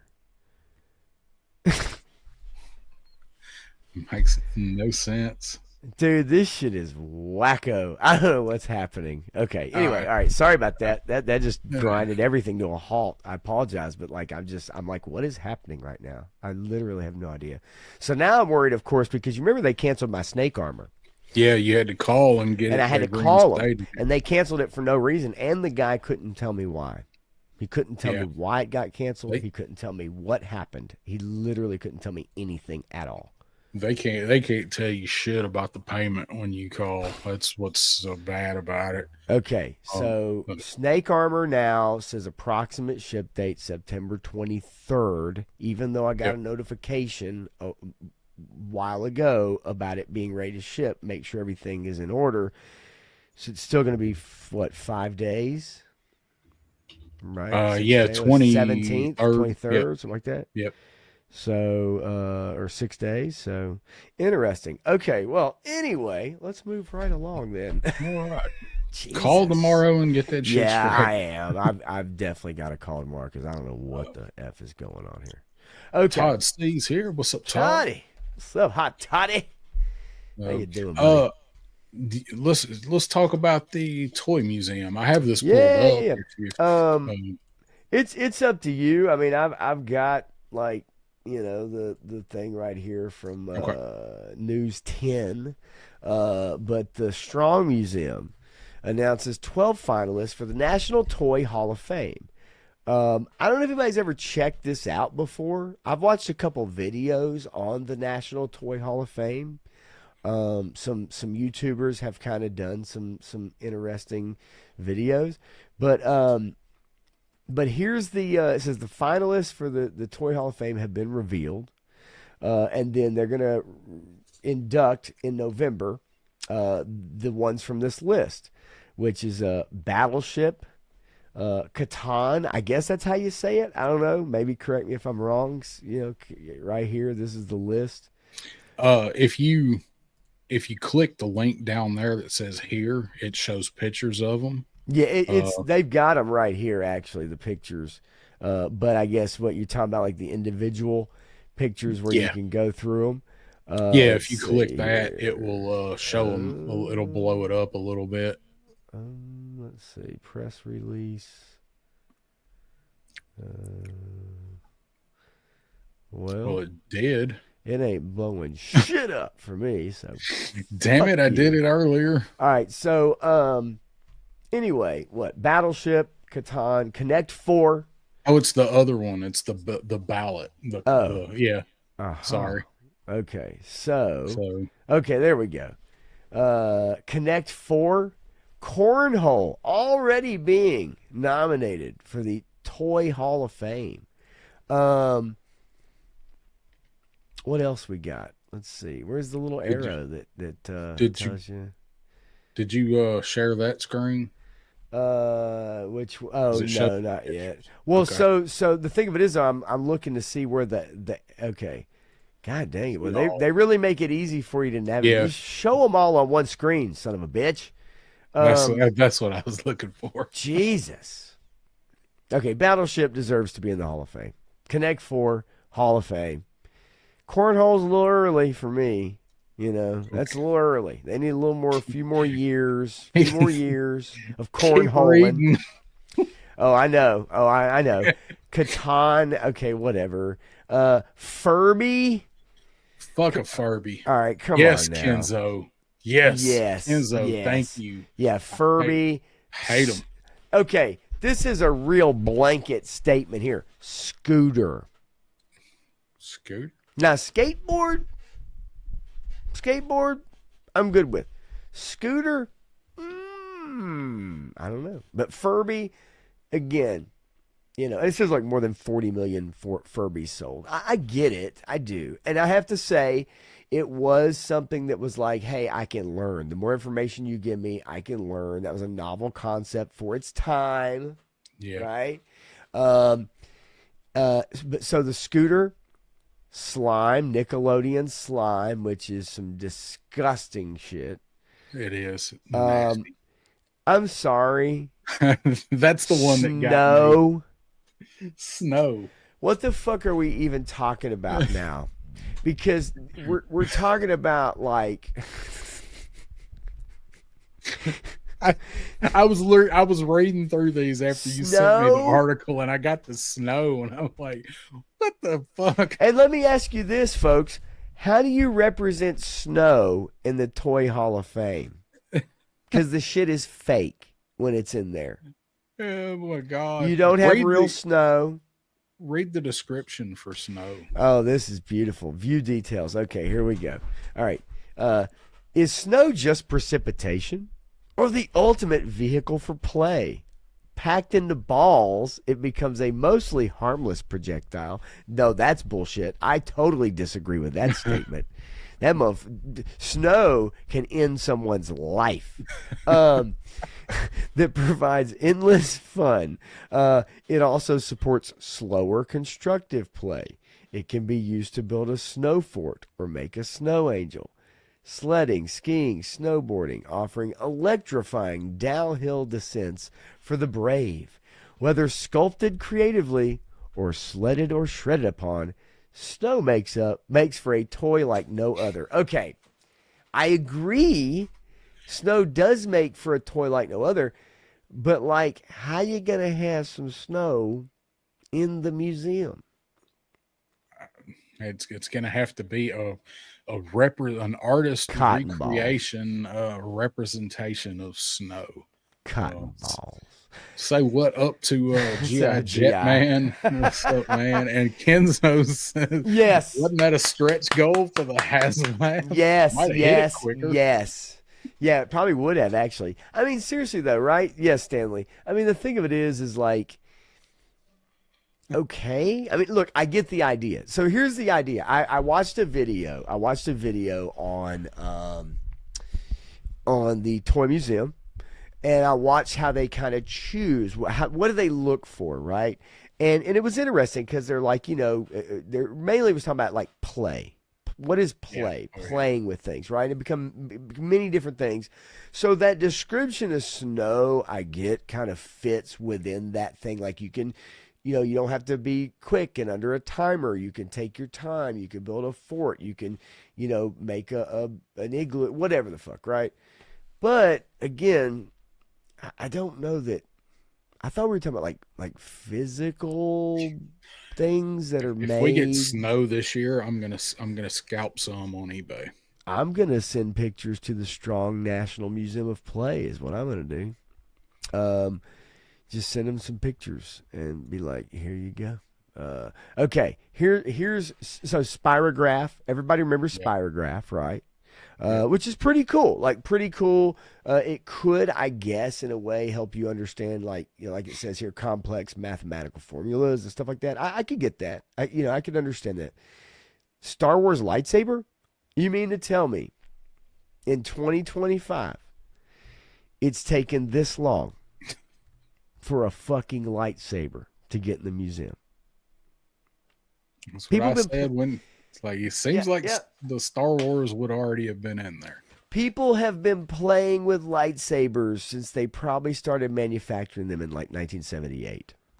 Right? Crude instruments they are, or whatever, right? Like the early civilized time. Yes, I mean early lightsabers were probably. I mean, I still have one from like 2001, and it's this humongous giant hilt, right? They didn't, and it was the one that you could slide in and it would come out, whatever, and it would light up, but it didn't make sounds. But anyway, it was massive. That thing was gigantic. It had a clip. You clip it on your belt and everything. And that's cool, GI, that the museum's not far from where you live. That's Rochester. Yeah, that's cool. But the lightsaber should have been in there. Yeah. Years ago, right? Tickle Me Elmo. Okay. Big toy, big time toy. Had a huge time there for a little while. Trivial Pursuit. Yeah. Trivial Pursuit, not bad. Trivial Pursuit definitely makes sense. I mean, that board game. Now, I don't know how many people really play. Number one, I don't know how many people play board games that aren't like the card games that we know of today, right? Yeah. But for a while there, like Trivial Pursuit, The Game of Life, Monopoly, Sorry, all that kind of stuff. Those were extremely popular. Yeah, we had Trivial Pursuit. Yep, and then had a Tennessee Trivial Pursuit, a bicentennial edition. Yep. And I like the pop culture ones. I like the pop culture ones that just deal in television and movies and stuff like that. Those are fun. Then they came out with the ones that incorporated DVDs. You remember that? Oh yeah. You have your those were fun too. You hear a little bit of a theme song or something, and so they kept updating it, right? But Trivial Pursuit, in my opinion, definitely lightsaber for sure. Let's see. So these are the nominees. Spirograph, I think, can wait a little while, right? Like, I don't know. Tickle Me Elmo, what do you think? So I was going to ask you, let's say what's up to War Chest. What's up, War Chest? Here. I was going to ask you, so at the beginning page for this, it said these are the nominees and they will be chosen from this list, but it doesn't say how many from this list are going to make it. Right. So if we look at it, you're right. It doesn't say Have a doesn't chance say how to many reach. will be picked. It says, So thousands are nominated. They can vote for the finalists, but you're right. Like, not every from one this of list. these are going in. So I was gonna say, what would you say? And Chad, if you guys want to guess or give your answer, if you could pick two from this list Okay. to be, if they were your picks to go into the Toy Hall of Fame, what would your two picks be? So out of this ballot right here, so you've got Battleship, Catan, Connect Four, Cornhole. You have Alpha. Wait, no, wait a minute. No, it's not. Yeah, I forgot. Yeah, because it says view all inducted toys. But I did want to actually look at that. But let me make sure I get all the finalists here. Okay, and then you have Furby, Scooter, Slime, Snow.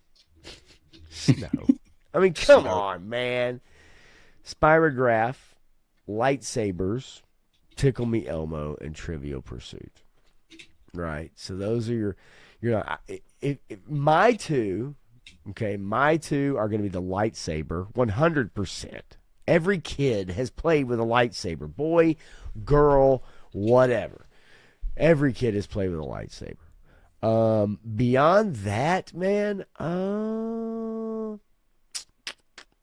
let's see. Interesting. Let's see. Oh, hard working. They don't have a Sydney Sweeney doll, Ronnie. They don't have a Sydney Sweeney doll going in the Toy Hall of Fame, but they may very well one day. Maybe and there's some Japanese inventor out there that's already invented a robotic Sydney Sweeney doll. I've seen those. I keep seeing those shorts all the time. Like, that's where my money's going. You got that right. When I get tired of Hasbro, that's what I'm going to put my money into. Literally. Joe Fan. What's up, Joe Fan? So let's see. If we don't vote for the Furby, they will all wake up, rise up, and kill us all. Yes, small soldiers or something, right? Megan or Thregan. Let's see. I gotta say Star Wars lightsaber, and I'm going Battleship on this one. Okay. Yeah, I'm going Battleship, and I'm going Star Wars lightsaber out of this list. What about you? Well, I got GI Jetman's highlighted, and I concur. I'm going That's with pretty good. Lightsaber and Connect 4 because Connect 4 was you could get into Connect 4 I think a lot earlier than Battleship. For sure. Definitely Trivial Pursuit. Yes. So for play, those two would be my guesses. They'd be my inductees is the Lightsaber and Connect 4. And Connect 4. Okay. I like that. I'm fine with that too. I'm fine with that too. Let's see. What else here? If they put Snow in next year, they should see what I mean? My own wiener as an option. Exactly. It's like, okay, what are we really like?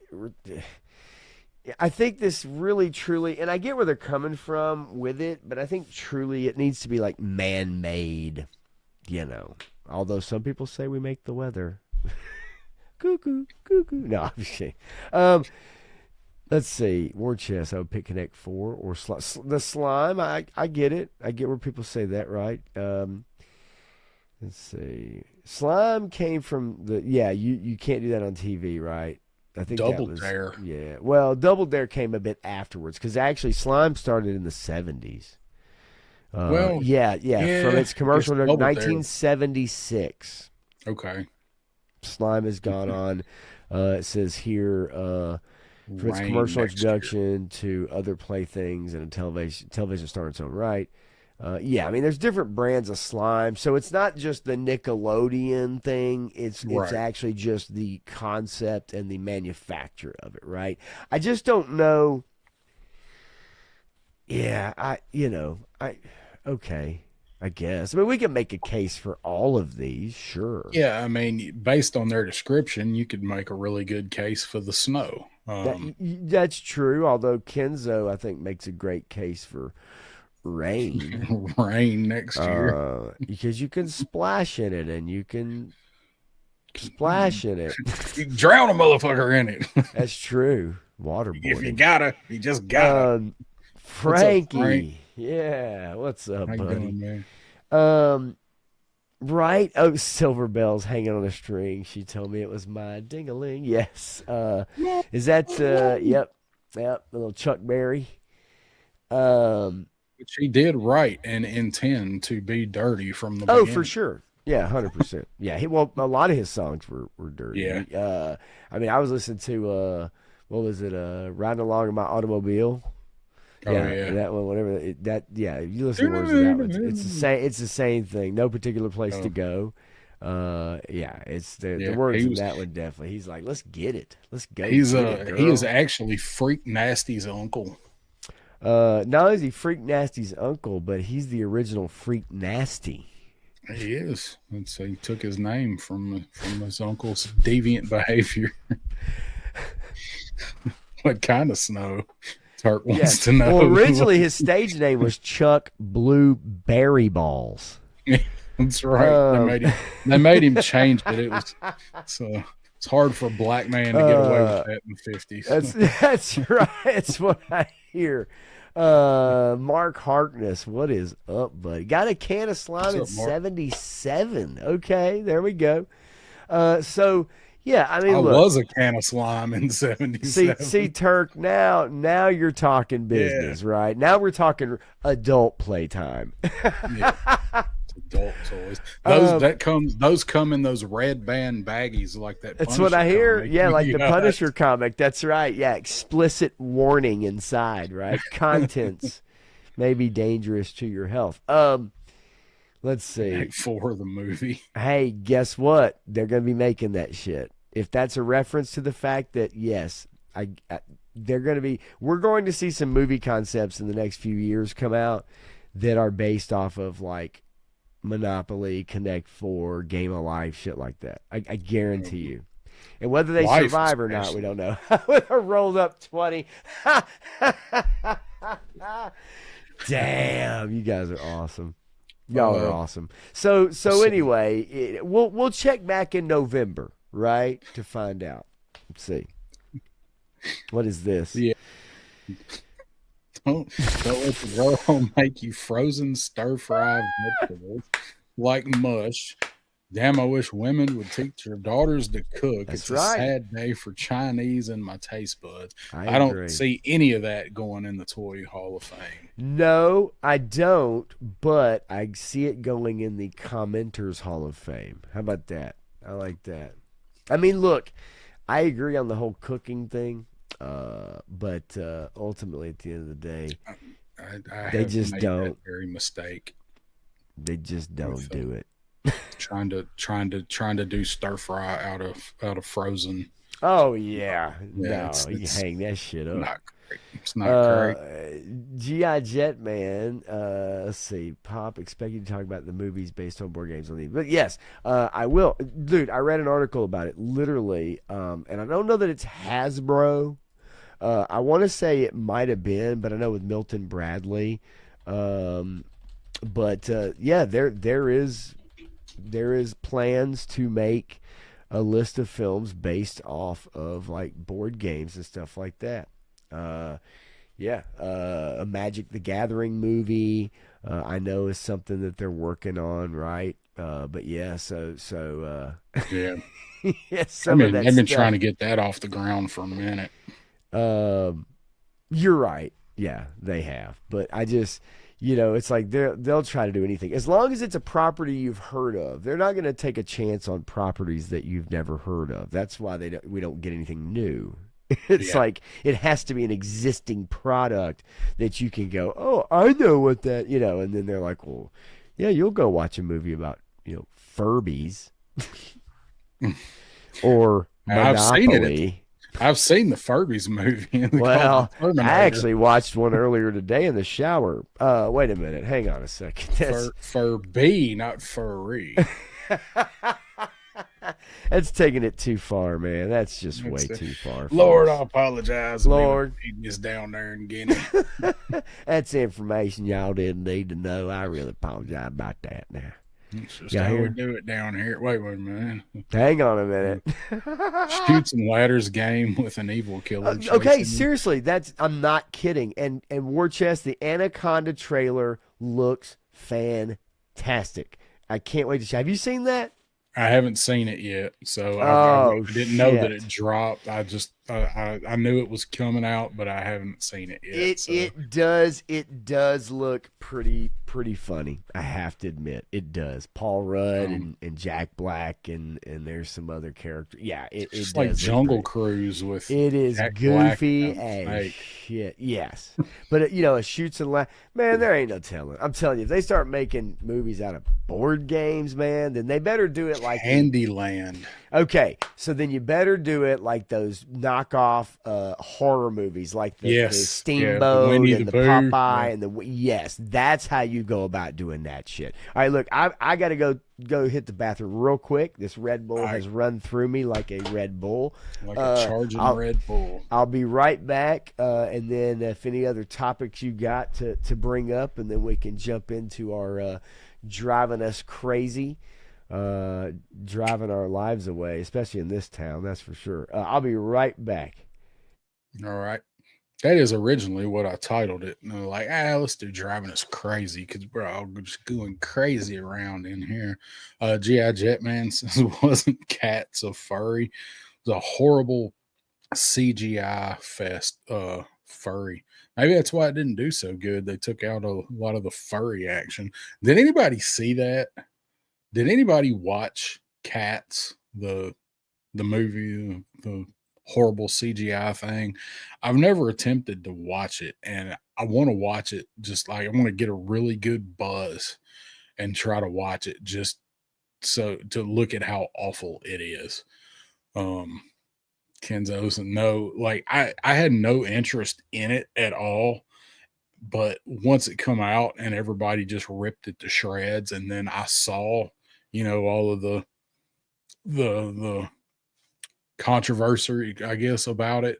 It's like, one day when I don't have 2 hours to do anything, I'm gonna drink a 6-pack and I'm gonna watch that movie and see what happens.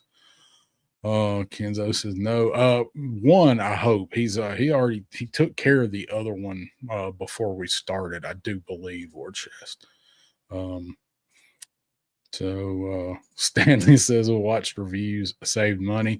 War Chest says nope, but I've seen play a few times. That's actually one I've never seen Cats. I've never gone to see Cats, and it's not for lack of just not wanting to see it because I do like some of those. I've been to quite a few plays. Of course, I'm sad because Phantom quit touring. That was my bag. I've seen Phantom of the Opera. I think I've seen it 5 times.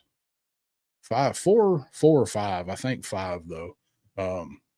That was my jam. I love Phantom, but I never did go see Cats. Pop Blender's mom loves Cats. Medea. What? How do we get the Medea from talking about cats and furries? Maybe we should stick with Medea. The first couple Medea movies I thought were really funny. Like the character, I really thought the Medea character was really funny, but dude, they made so many Medea movies. Like, does anybody know any idea how many there actually are? I don't. It's not a trivia question. I'm just wondering. They made a damn Medea movie and a sequel to a Medea movie for everything. But the first 2 or 3 I did think were really funny, and then it was kind of like Scary Movie. I feel that way about Scary Movie too. The Black Ernest P. I think there's way more Medea movies than there are Ernest movies. I feel like there's a lot more of them. Uh, 46 and 2, Stanley says. Like the last one that was all over the news, Medea runs for president. Was that actually a movie? I got to look it up now because I really, it seemed like one come out every year. I'm looking because I don't know. Oh, it was a sketch. Okay, it was a Tonight Show skit. I'll tell you what was funny though was one of the it was one of the plays, I think, one of the Medea, like the actual production plays that she had Chris Stapleton in the office and just or in the office in the audience and at some point like randomly kicked it over to Chris Stapleton who's just sitting in the audience with a microphone and all of a sudden it goes into Tennessee whiskey. I thought that was cool of him. Let's see what's in here. Tool reference. So the Anaconda that Pop was talking about, I'm gonna have to watch the trailer for it because I heard they were making it. I knew the trailer was about to drop, but I didn't know they did. I liked the first one. I saw the first one in the theater. The first Anaconda movie. Look at me, you don't know who Chris Stapleton is. Come on, man. Maybe you don't listen to a lot of country.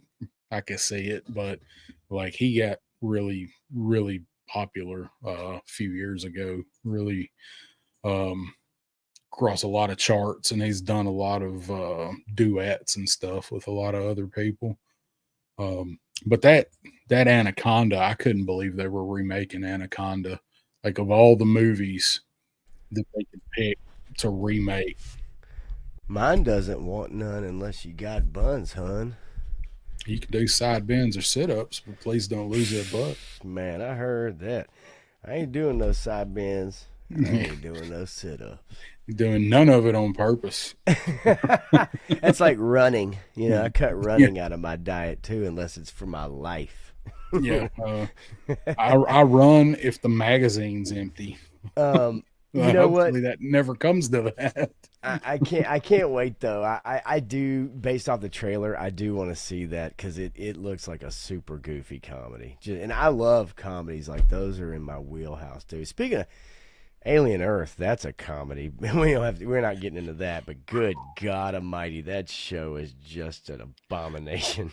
You guys didn't really talk about it on Tuesday. We actually didn't. I meant to talk about it last night. I had it on my list, and I actually had the screen, kind of the Google overview, pulled up at the very beginning of the show, and then we just didn't get into it. Although I got to tell you, I don't think anybody really missed anything.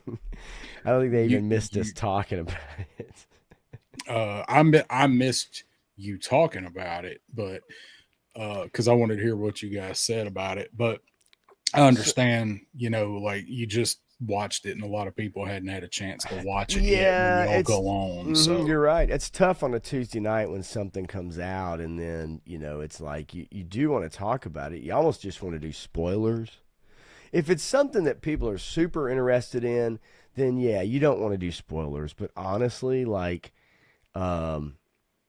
it's to me, it's like that show doesn't deserve even 30 minutes after it ends. Like I don't think it deserves a spoiler. It's warning even. It's not good. I don't always agree with you and Matthew's opinions on shows, but really I agree with you guys on this one. It's bad. Turk says he's got to go run and change a print. Maybe printing here and change this print. Printing up some 3D print stuff. Is it what you sent me the picture of earlier? I do want to share with you a message that I just got from someone who shall remain nameless unless he wants me to. Unless they want me to name them. I know you guys don't care about this, but honestly, I do. I think this is a hell of a deal, and I know I'm in the minority here. But I gotta show it. Give me 1 sec to pull it up here real quick. All right. Because honestly, and I made this comment as well, is that I almost would rather have this than slice and dice. Now, I also mentioned, and tell me if I'm wrong, because this comment was made to me just a second ago.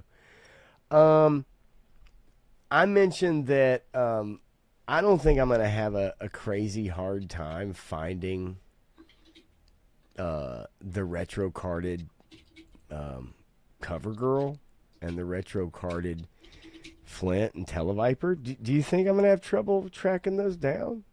No. I wouldn't think so, but at the same time, it's like, that opinion was made to me a minute ago, and so for $66 you can get Wave 2 of the Ultimates. So that's the BBTS sale that we were talking about just a little while ago with the $50 stinger. And I got to tell you, again, I know I'm in the minority. I like these figures. I know they're not great to get out and play with. I get it. But I think the boxes are awesome. I think the way they're packaged, look great, especially displaying like that, which a lot of people say that's the only way they would display them. But, for $66, I mean, they go on sale a lot, and I get it. I get why. But I just love these. I don't know what it is, man. I love the look of them. I really do. Well, even for shelf fillers in the box, or if you want to pull the slip cover off and display them that way, they make good shelf fillers, and they're a lot easier to put on a shelf than like people say that about the reaction line. They fit a lot easier. Well, right. And the thing is, like, we talk about all the time about, like, face sculpts. We talk about all the time about, like, certain, paint apps. We talk about all the time, like, the certain, colors and things like that. And it's like, these face sculpts look great. And the paint, I mean, it's kind of a matte-ish finish with, it obviously is a cartoon thing, but I don't know. There's just something about these that kind of flip my switches about it, man. I don't know. Maybe it just is that nostalgia factor, right? They got me by the balls there. The Destro Baroness, those are fantastic. Now, you got me Flint. I have Flint. Yep. I don't have Lady J. I have several of these, all courtesy of you. I mean, really. But I think Destro looks great. I like that Baroness, and that old school. I wish we get that in classified, that old school look.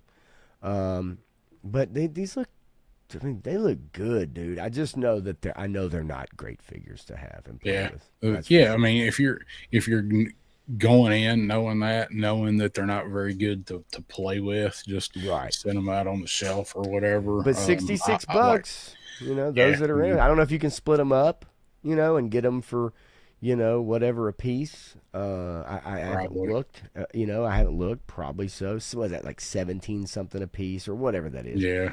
But I may go that route. I might get Destro and Baroness and Lady J for $17 a piece. War Chest. I know that you have a little boat in the bathtub. You sent me pictures. I've seen your little boat. Let's see. G.I. Jetman says, is it true you can watch TV shows live on YouTube? Okay, this is tricky territory. Okay, now here's the deal.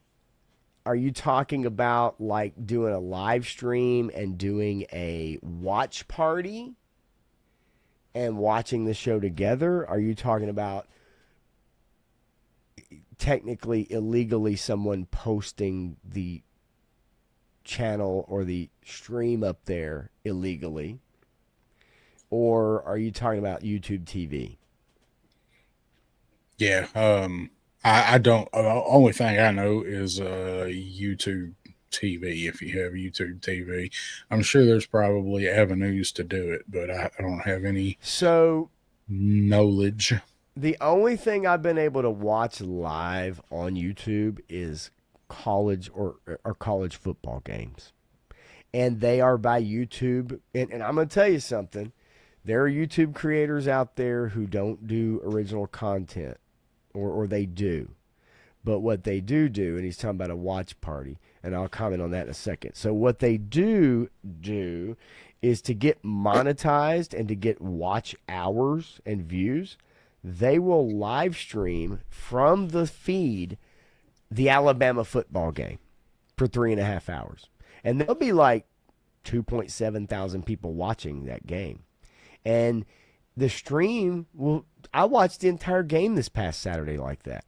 And it didn't get taken down.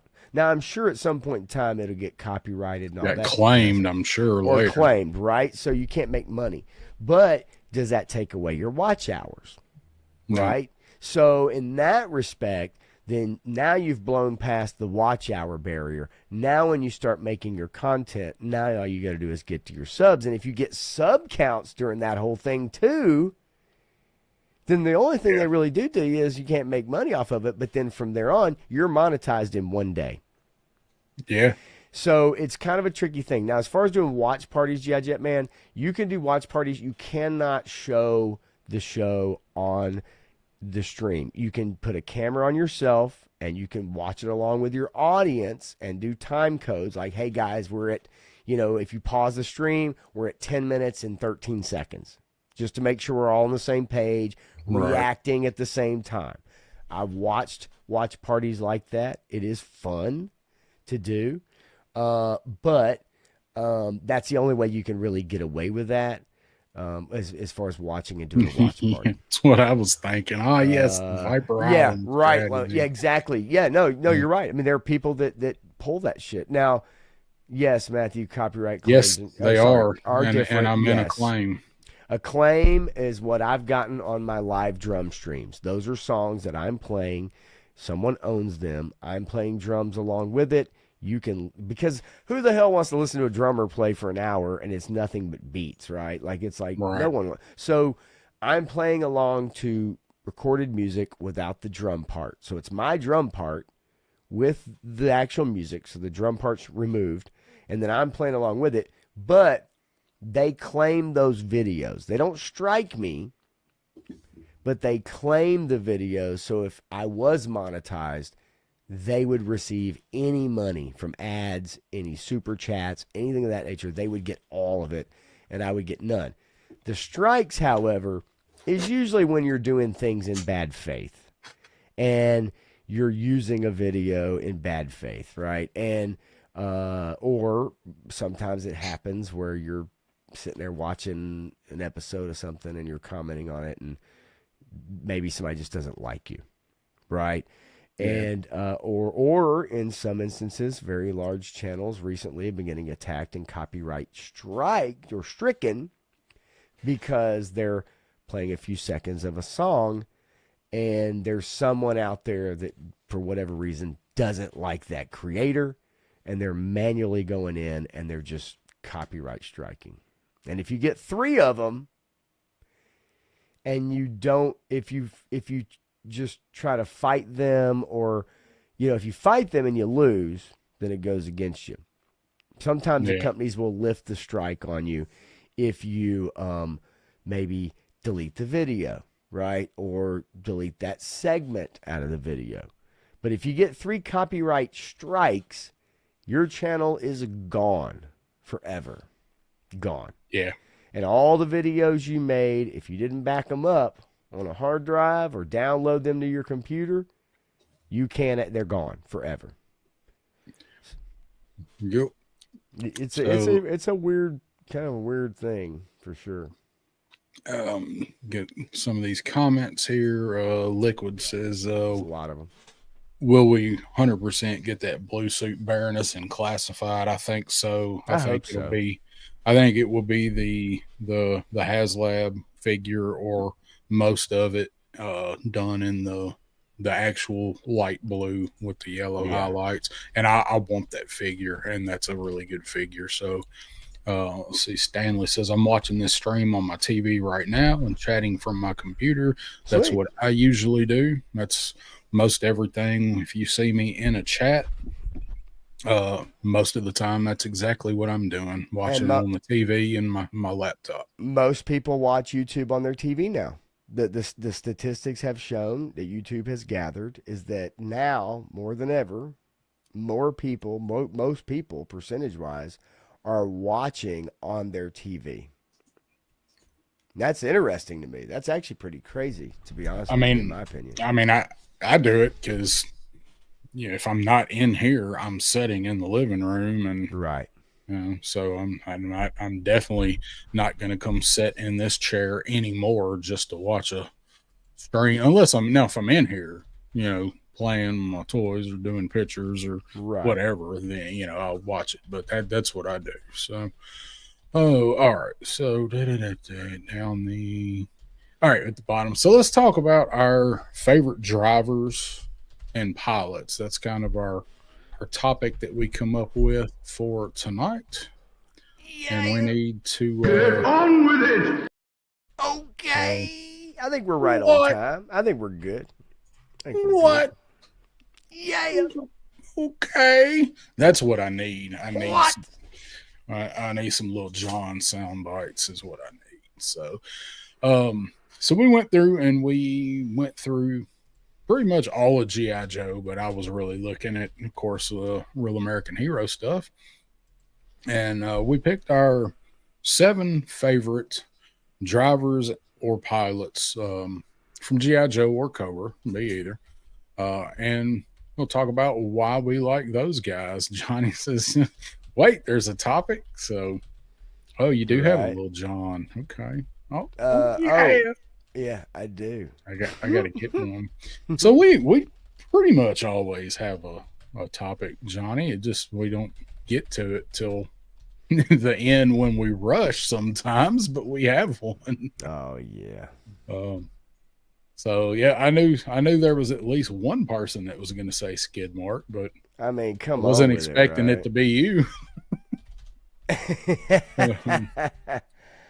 No, skid mark. So you want to go through these? If you want to go through yours, or I can go So through mine first. it's not just like number one, right? And I see people commenting already, which by all means keep it up, right? Throw them out there, baby. All the drivers and pilots. That could be even a boat, boat, right? It's not just Like War Chest's boat. If he plays with in the tub. yes, War Chest toy boat in the tub, mommy. What's up, Starfighter? Hey, On replay, all good, baby. Thank you. yeah, for sure. Make sure to throw a like in there and keep them likes coming to 3 Stars channel for sure. Okay, so let's see here, because I saved them all. What is that? What the hell did that just say? All my favorite drivers are retired or passed on. I haven't watched NASCAR in decades. No. Oh no, Lord, I apologize. All right. So I'm gonna copy these guys real quick, and I'm gonna let's see. I actually put mine in order. Well, I did not, which is no big deal. I mean, I could pull up one by one. It's just a pain in the ass. But I was actually going to put them in a folder, which was kind of the idea. But then all of a sudden, okay, let's just do this real quick, and then let's just not select all. You son of a bitch! I was actually going to grab the figures because there's a couple that I have figures for, but I didn't. Yeah, I thought about it, but I'm like, you know what? I'm gonna do a Canva thing, and I'm just gonna take some vehicle action, and then take some. One of them I actually made an animated thing out of. It was kind of funny. All right, so here we go. Let's pull this up here. So I didn't put them in order, which is kind of shitty. But I'll do them by order. How about that? So top 7. I have honorable mentions. I have 2 honorable mentions. I'll do those afterwards. Okay. So my number 7 is this lovely young lady right here. Yes, the one and only Courtney Krieger, cover girl, Cover girl. with the Wolverine, Red Dawn. A little sound they make, whatever. It sounds like a different sound I've heard before. You may be right. Anyway, so look, this is one of those super early ones, right? And I did not have the Wolverine. Now I had CoverGirl, but I wanted the Wolverine, but it was so early that it was one of those ones. If you didn't get on that bandwagon early as a kid, and you were younger than I was, then it was going to be hard for you to come out. I know, but you probably traded for it somehow, or maybe, just maybe, at that time, your mom might have snagged you one, right? No, I got it. I think I got it for Christmas or birthday. Okay. Because, I mean, this was what, like 83? 83? Right? 80, yeah. So. It would have had to been 84 when I got it, because I got my Okay. first guys in Christmas of 83. So I didn't get this one, but I like CoverGirl as far as like the concept of this, like model, right? And I got to admit, they drew a camel toe on this figure for some reason on the Order of Battle. Oh, wow. I've never noticed that. They Yep. did, didn't they? Yep, there you go. Order of Battle. Good job, guys. I knew I liked her. They probably got a good kick out of that around the office at the time. So I took the photos out of Order of Sneak that Battle. in. Yeah, except for one of them, I think. But anyway, so having a chick who's a mechanic, right? Who it drives a tankish vehicle, right? But is also a model. I just always loved that. I thought that was cool. Yeah. A great cover. And I always love the Order of Battle comics because they, it's you wanted all that stuff in one place, right? One repository, and that was what your comics were back then, right? When you had these, they had it for Marvel, they had it for everything, right? And so I used to love the Order of Battle books. But anyway, so that's my number 7, is that lovely young lady right there. Okay, let's go me thumb through here again and get to my. Okay. This may surprise some, maybe not. But my number 6 is this guy right here and this vehicle right here. One Copperhead with the water moccasin. Okay. My boy. I loved this guy back in the day, had this vehicle. I don't know, who didn't have this one, because it was one of those smaller ones, right? It's one of those affordable ones, right, in a way. And of course, the fins on the back. Good luck finding one of those with those things attached on the back if you're a collector of the O-ring line.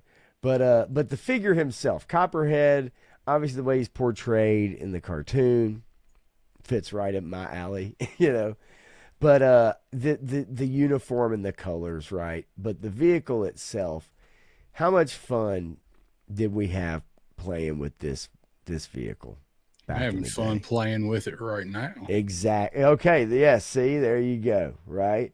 Like it's just one of those ones, man. Like most people had this one, and you didn't have to hold it up in the air. Right, but it was like, love this and that's why I think the other thing too, and I think with Classified even, is that from the boat perspective, is that like you don't have to have water for them. Why won't you make this Hasbro? That's what I'm saying. With you? Yes, like this is the right size for something that you could do, and it wouldn't cost everybody a ton of money. It's a $100 boat at best, right? Just like a Vamp, just like a Stinger, whatever. You could totally do this, and I'm sure maybe it's in the pipeline, but if it isn't, I don't know why. But that's my number 6. I definitely love that one. Some Copperhead fans, oh, for sure. I mean, for sure. How could Classified recolor Copperhead with a moccasin? That's the thing. Like, I don't know if people want another version of Copperhead. I mean, I love him. I'd buy it, but I Yeah, don't I know get it what though. they've already given us Python, and it's a really good figure Right, too. right. I mean, I do, I get it, but it's whatever. Um, next up on my list is a guy that most of you would probably think would be higher up on my list, but he's not. But the Havoc, not one of my favorite vehicles, but I love my boy Cross Country. Yeah, I love the look. I know everybody's gonna make the same joke. They're gonna say the same thing. I get it. But for me as a kid growing up with the hat and everything, yes, the belt buckle, which at that time, that was a meaning totally different for me anyway, right. than maybe other people. But I loved this guy. The Havoc was a cool vehicle. At that time, definitely one of those different, super different kind of things. It wasn't just a Yeah, standard tank, right? It wasn't just your standard kind of military vehicle. This was definitely a different kind of thing. They laid down in the cockpit, the cockpit, or in the front with the seat up top. So it was a super cool vehicle. But it wasn't like one of my just all time faves. But cross country, again, as a kid growing up, it's like I relate to this guy. You know what I mean? He's a yeah. Southern dude. I went to high school with that dude. Right, right. You know what I mean? Like A it bunch of that was. dude. Yeah, I mean that's it for real. But also the last name Slaughter. So yeah, Make of that what you will. true. But no, I always love the look of this driver. I always love the look of him, and even the boots. Like, look at the boots. These aren't your standard military grade boots. These are those kind of soft boots that tie right under the knee, right above the calf. You know what I'm saying? He got some moccasin boots. Yes, like moccasins, man. You know what I mean? Like it's wild, um, but in liquid, I get that. I totally get it, and that's why like it wasn't one of my kind of deals where I really got in. Now I did have Battle Force 2000 though, and I Yeah. had those vehicles and those figures too. But none of those guys make my list. But I did have those. That's where they started getting too sci-fi for me. 86, and that's when the year of the Havoc. That was the year it really kind of started turning. That was when we Yes, got sir. Mindbender and Right. Serpenter. So yeah, Okay. This is where things start getting tough because my honorable mentions and my what did I really love the figures that I really loved, right?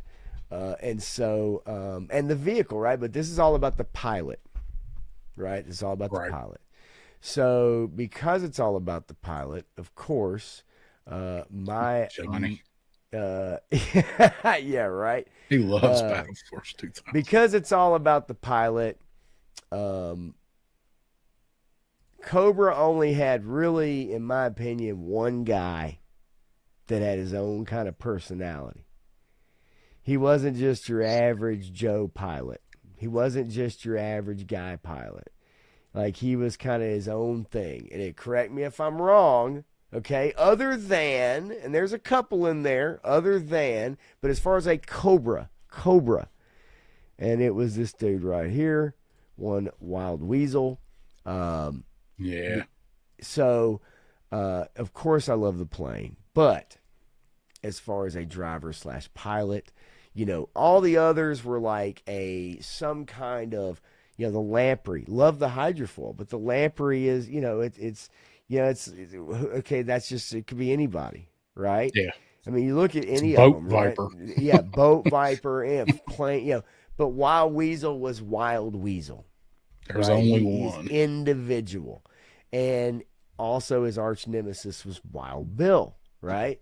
To me, and so for me, then I have Wild Weasel up there as far as my number 4, I think number 4 pilot. Number Um, 4. Now again, gotta love. I mean, come on, right? Like, come on. Yeah, I mean, the Rattler is the shit. But this is about the pilots. Okay, so it is what it is. All right. Number. Welcome back, Crow. Hey, Crow. Crow went slump. 3. Number 3. Ladies and gentlemen, boys and girls, one of my favorite figures. I used to love playing with this figure when I was a kid, and he had one of the coolest tanks that you could drive, and that would be one Heavy Metal with the Mauler.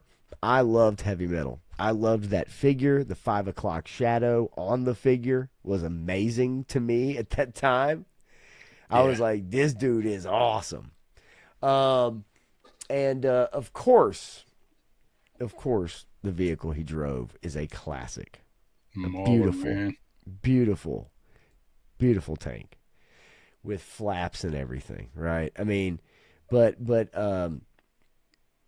Heavy Metal to me, I love the look. I love the gun he came with too, back in the day. Other than the damn strap. The strap was a pain in the ass, but you know, it's hard to find that gun these days with an an intact strap because most of us cut it off. Yes. Eric, I will tell you this right now. I will be doing a drum session tomorrow night when I get out of work. Look for it. So, and I'll get out of work and so it's probably going to be somewhere around 11 o'clock, which fits in your time zone pretty good. All right, so yeah, Heavy Metal. I loved this figure. I love the look of this figure. I mean, and now look, the reason I brought up the kind of the order of battle ones is that I could bring up the 3 3/4 figures, right? I could bring up the O-ring figures. We all know what those look like. I mean, we all do. But I wanted to kind of bring the I love these books, and I just wanted to kind of bring that look and the artwork for this little project. So that's kind of why I went there. But anyway, so yeah, Heavy Metal, number 3. All right, number 2. Ladies and gentlemen, boys and girls, you know him, you love him, he's crazy, he's nutty. Someone may say even that he's wild. One Wild Bill. That's right. William S. Hardy is my number 2. What an original. I say original, but just what a character, right? I mean, what a character. Whether it's the cartoon, the comic, right? As a figure with this helicopter, much beloved by most G.I. Joe fans, right? I mean, really. And most people either really love him or they really hate him. But I think it's more toward the really love him. I agree. He's one of the most like authentic characters. You know, they give him part of the cartoon, give him the voices we associate with him, and but they kind of kept him. He was one that was kind of the same between the cartoon and the comic. What bit he was in the comic in the earlier issues. Yeah, you are right. I mean, it definitely, you know, he's the wild and crazy 6-shooter, like, you know, yeehaw. I mean, that's, you know, and again, maybe I identify with these guys a lot, just being from the South and just kind of that Southern accent thing with cross country too, right? And whatever. But how can you not? I mean, you know, and again, this is a personality thing, right? You know, there's Cobra vehicles, you know, that I really love, but I love the vehicle more than I love the pilot or the driver, if that makes sense. So as a kid growing up, man, oh man, I love this thing. I love this thing, and I know you guys want it so badly, and I do too. But I really, really loved Thrasher and the Thunder Machine.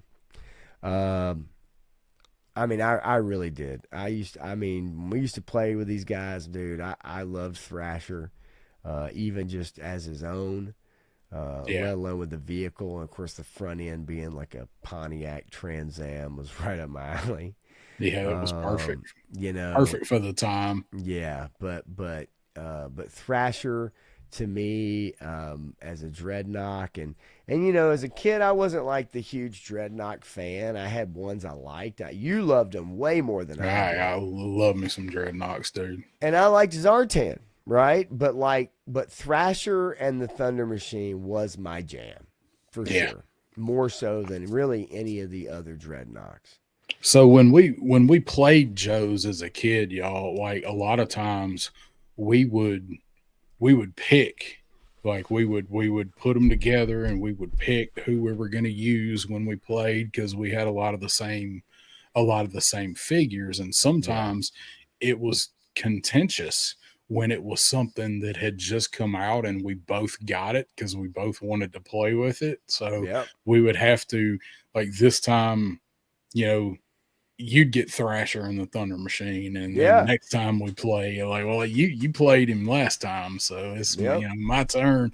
This was one of the ones that we did that with.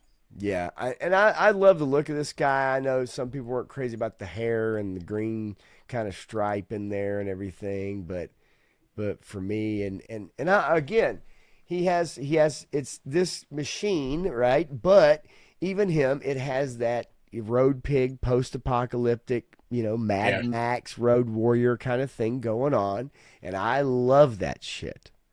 And so yeah, he's my number one vehicle driver. Still to this day, I love this dude, and I hope, and I know they will eventually. But yeah, I am down for some Thunder Machine, man.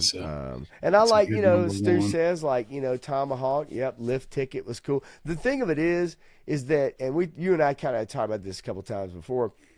The Joes have so many individual personalities. We talked about this with another list we were talking about possibly doing. Yeah. And it's like, the hard part is that the Joes have so many individual personalities where the Cobras have those army builders. So how do you pick random Viper for everything? Yeah. So how do you pick your individuals? How do you pick your, it's difficult to do, so you got to get creative, especially certain lists that you may want to try to do. But anyway, so those are mine. Honorable mentions. I mean, I can show them, but let's save the honorable mentions for last, because I've got two.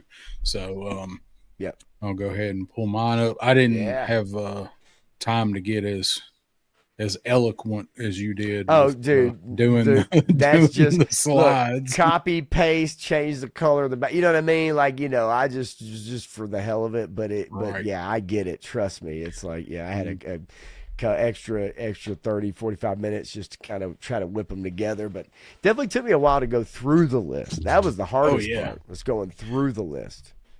Well, I had I did, I went through mine and then I ordered them. And for me, it was really hard putting this list together because I've said it a bunch of times. I love the drivers and the pilots. I like characters that don't get a lot of love. He's not a pilot, but like I like Tripwire. Like I like those sport guys. I love Toll Booth. I love characters like that. So it was hard for me to narrow these down. Like I had 4 right away, and then looking through the rest, I'm like, oh hell yeah, and then oh hell yeah, and then all of a sudden I've got a dozen. So it was hard skimming them down for me. My number 7 that I've got is this guy right here. We're just talking about the rando nameless guys. So I always loved the Hiss driver. I think it's probably one of the best troop builder figures, one of the best looking on the Cobra side. And I mean, they got a bunch. For the record, I think the best is AVAC, so a Firebat dude. But dude, I almost actually had him on the list, but then I started looking and going, like what I talked about earlier. But yeah, I'm with you. That's a great looking figure. So if we ever do a coolest looking character design or whatever, spoiler, for sure. AVAC. So my number 7 is the Hiss driver. I love this dude. He's just so awesome, and they did a good job with the classified. Nice translation. So I just thought this dude was badass, and I mean, and he drives the Hiss, man. So he's my my number 7. So my number 6, my boy Cutter. Old Cutter. Like Hell old yeah. Cutter from Baston. No doubt. Oh, I've said a bunch of times on a bunch of stuff we've talked about, if we never get a whale, they at least got to give us a Cutter, and it needs to be like this. Needs to have the life preserver, needs to have the Red Sox cap, needs the whole works. Removable cap. I just always liked Cutter. I love the whale, so I just always thought he would be a good choice. But he was always one of my favorites. I think when they do, or if they do, I think they'll keep it to this version. I think they'll keep it to the, with this, and even maybe even a life jacket that's either removable, right? Maybe. Or, I think it would be. Right, I think they'd want to stick to this version for sure. And even, even if we don't get a whale, just give us Cutter, because I think they would make him pretty close to this, because they're not going to do a retro card Cutter. No, right.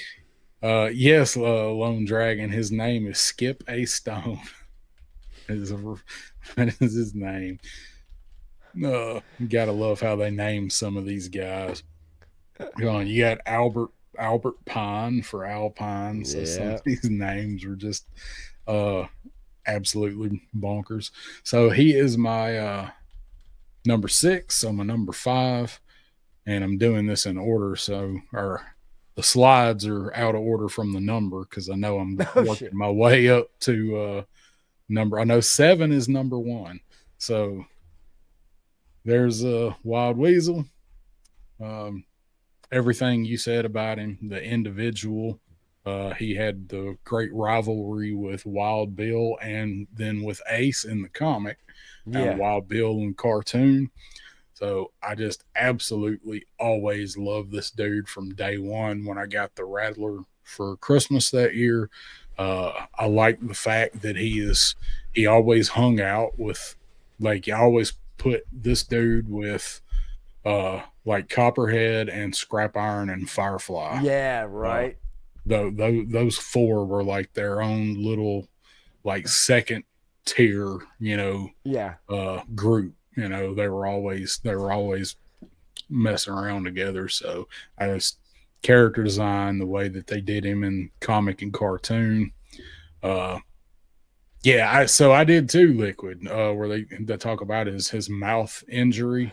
That's true. Yes, it is. That is very true. I can attest to that. I thought the very same thing, and I love that when they did make him in Classified, we just got with the Rattler, they give him, not only did they give him the injury to his face, but they give us a way to shoot up the side of the Rattler that did it. Yes. So, but I thought the same thing. I didn't know what that meant when I was what was I, 7? Man, you were like 7 years old. I was 7 going on 8. Yeah. So there's got Wild Weasel. So that's awesome. Those bus wars. That's right. Right. So then next one is Cross Country. Again, all of the reasons you just said. I felt like I knew this dude. Same thing, just seeing this, it was a different time. And being from down here, seeing somebody with like stuff that we had grown up with, the character design, even though it was kind of a caricature, even then it was still a design that was used in local things or whatever around here. Is just something we grew up. Yeah, for sure. No, absolutely. It was behind the Leonard Skinner band when I saw him in 1991 on the stage, a giant flag behind him on the stage, and it had nothing other to do with it. Just rock and roll. It was like Southern rock and roll. That's about it. So I always love this dude. I always love the Havoc. So that is why Yeah. he is on my list. So my next one, Copperhead, again, same kind of thing. He is also a southern dude, drives one of the best, coolest vehicles out there. Yeah. I love I love the water stuff. I love the fact that he liked to gamble. I mean, he bet on his own races, and that's how he wound up working for Cobra. I like that fact, and that, I like to gamble. So there's just kind of a thing there. He's got classified. He's got cards, a card tattooed on him. I have cards tattooed on me. Yep. So kind of Yeah. feel always felt a kinship with this dude being kind of a swamp dude, and we always grew up always playing in that creek. So I always really loved Copperhead. So the next one, Clutch. Yep. Good old. Clutch.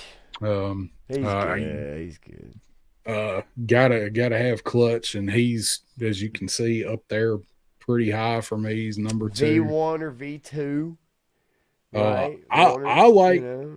I always really liked V2 better. The Yeah, I know a lot of people did. Yeah. clutch and the vamp both. Yeah. I always liked the Yes. second one better. Yeah. But clutch, I've said a bunch of times, clutch reminds me of my brother. Yep. The like most of the stuff it says about clutch's background, like that's my brother.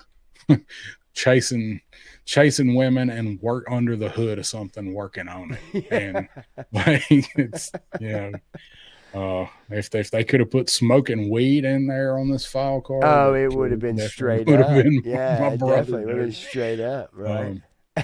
So I just always, and Clutch, even though he's from New Jersey, he always gave a southern, like, shade tree mechanic vibe, street racer dude to me. Oh, So yeah. Yeah, for sure. yeah, and Liquid, yeah, given how Yes. awesome classified Clutch turned out, V2 is going to be fire. I would That Clutch suppose is so. such a damn good figure, man. Yep. Oh, I agree. so my number one, you could probably guess, is No. William Hardy. So What?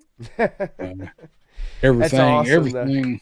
Yeah, we talked about, like I just love the whole character, just this cowboy, and he's flying the assault helicopter. Grew up on cattle ranch, all that stuff. So I just always loved me some Wild Bill, man. They loved featuring him in the cartoon. You know what I mean? Like the personality, right? I feel like he was in every episode of the cartoon. Okay, I was just getting ready to say something like that. It's like every Right. time you turn around, dude is popping up, right? And they loved using him in the cartoon, and it was fun. It's like he was a fun character, and of course, again, it's somebody that just way he talks and yells out and yeehaw or whatever, just whatever it is. It's like that's right up my alley. Right, this dude is like right there. Always liked his little anecdotes and his little comparisons. Always talking about Yeah. Grandpappy's ranch or something. Oh, for sure. Yes. The swamp is my world. It is who I am. It is what I am. I was once a man. I know the evil men do. Do not bring your evil here. I warn you. Beware the wrath of Swamp Thing. Well, Awesome. Frank Frank says Copperhead was Crocmaster before Crocmaster. Oh, yeah, I could see that, right? Like, I could totally see that. And maybe Crocmaster was a bit of a spin-off, I don't know. They said, hey, we got this guy, and, Bayou, and, like, whatever, and, let's come up with another character, but let's give him a mask and all that kind of shit. After I redid my shelves in here a couple weeks ago, like, I now have them beside each other, Crocmaster and Copperhead. So who were your two or your however many runners up that you had? Say what's up to Carlos. What's up, Carlos Hey, Salinas? No longer not Rachel. rock and roll, baby. Love it. What's up, man? Love it, love it, love it. Let's see here. Uh, I'll zoom through them very, very quickly. Actually, let's see here. Oh, what the hell happened to my? What happened to my damn thing? There it is. All right, so pull it up real quick here.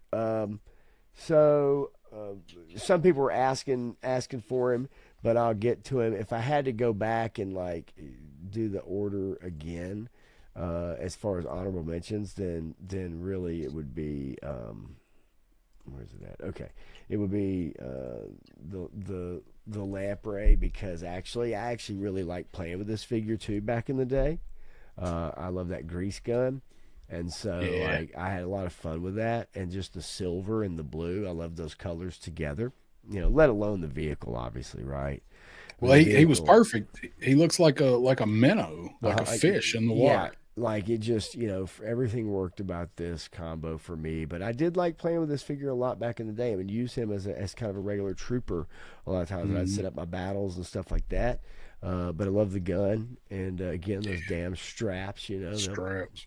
They'll piss With you the off. straps. They'll piss you off. And then let's see, number two, number one doesn't really matter really at this point as far as honorable mention, but this was one, probably my favorite plane out of the entire line was the Night Raven, and I also love the look of the Stratoviper because of the buttons, Yeah. like the flight A lot vest of and detail. suit. So much A detail in lot that of figure. detail in this figure, yes, a lot of detail in this figure.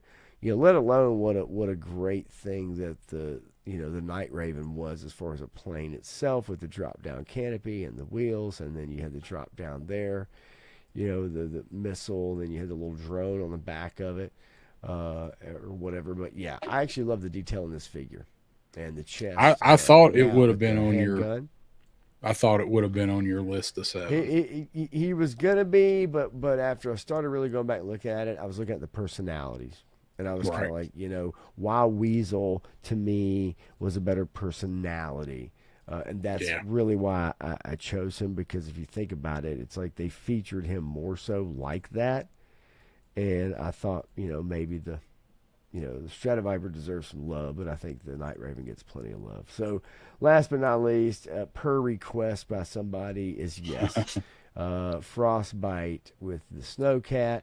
Snowcat obviously being a big badass thing. The bright yellow missiles, right? And the ski, what are the ski missiles, or whatever the hell Cobra Commander called them. Is that what it was? Ski pedos. Peter. Yeah. All right. So, but yeah, no, Frostbite. I mean, kick-ass character from Alaska. We'd always take those different troopers we could get from different regions and different climate type Yeah. things, so you could have your different play sets. You could do your different things with it.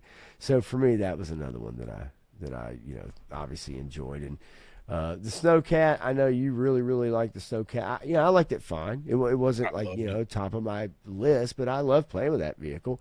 But Frostbite was also, he didn't have to be in the Snowcat, right? No, You could you play with put him with him, obviously, snow job. any way you wanted to. He didn't Yep. have to be in there. So I So, said I had to make some difficult decisions when I uh-huh. made my list. So he What was do you one of the got? difficult decisions. So But yeah, uh, oh, okay. Yeah, yeah, right. he would have been 8. But so for my runners up are a couple of guys that we might not think of as pilots or drivers, and Sergeant Slaughter with the triple T, Uh-huh. because Yeah.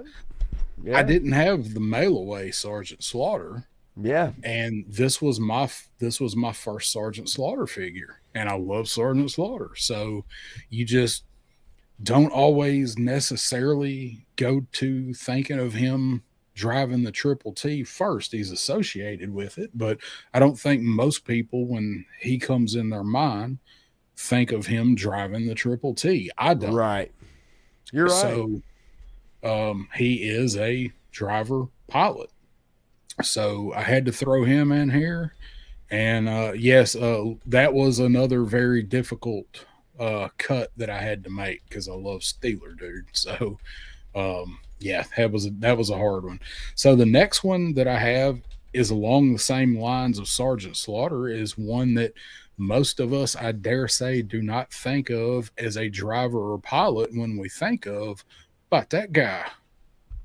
Well, I had considered it. But then at the same time, I was like, the kind of like you as far as cuts. Like, I mean, he would have been up there high on my list, but I didn't look at the chameleon bike as like it's kind of one of those vehicles, I guess, right? Because no, it's his, specifically his, kind of like Slaughter with a triple T, like it's his.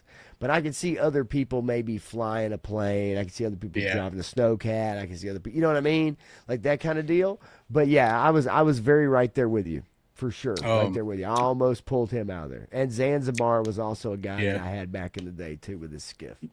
Yeah, I was good. Those were all. If they came with the vehicle, they were in my considerations for this list. Destro V2, somebody mentioned Destro. Yeah, Iron Grenadier. I thought about it Yep. as well, but I was like, and tackled it from a little different perspective. But yeah, I wouldn't say there's no reason why you couldn't do that, right? Yep. And War Chest, yeah, Sarge with the Warthog, and I thought about that, but I like the Triple T version better. It's the classic, more classic look for him. Yeah. So, Yeah. so those are our favorites, and we got a couple other lists that we'll be doing in future segments. We had another one ready to go in case Just we needed it tonight, but we'll put that one on the back burner. Put that one in the back in the bag for next time. Interrogator is one of my favorite pilots. Interrogator. Yep. Interrogator. The helicopter is one of them. That's such a good figure. Astro Glide. I mean Astro Viper. I don't think he counts. He just had a jetpack. And I think you get a free one when you get that Sydney Sweeney doll. They give That's you what I hear. Yeah. Wide figure. Yes, they do. Yes. No. Absolutely. Yeah, so he made my list with the stripper boots. I was gonna mention it when you brought him up. I was gonna say something, but I was like, all right, I'll wait. There's only so many that were daring enough to wear the stripper boots. That's right. Yes, they shopped at the same store Baroness did. Yes, and then go perform karaoke at the Blue Oyster Bar later that night. Oh God, a lot of mileage out of that son of a bitch. Oh my God. So real quick, let's watch Duke and Snake Eyes catching a beating.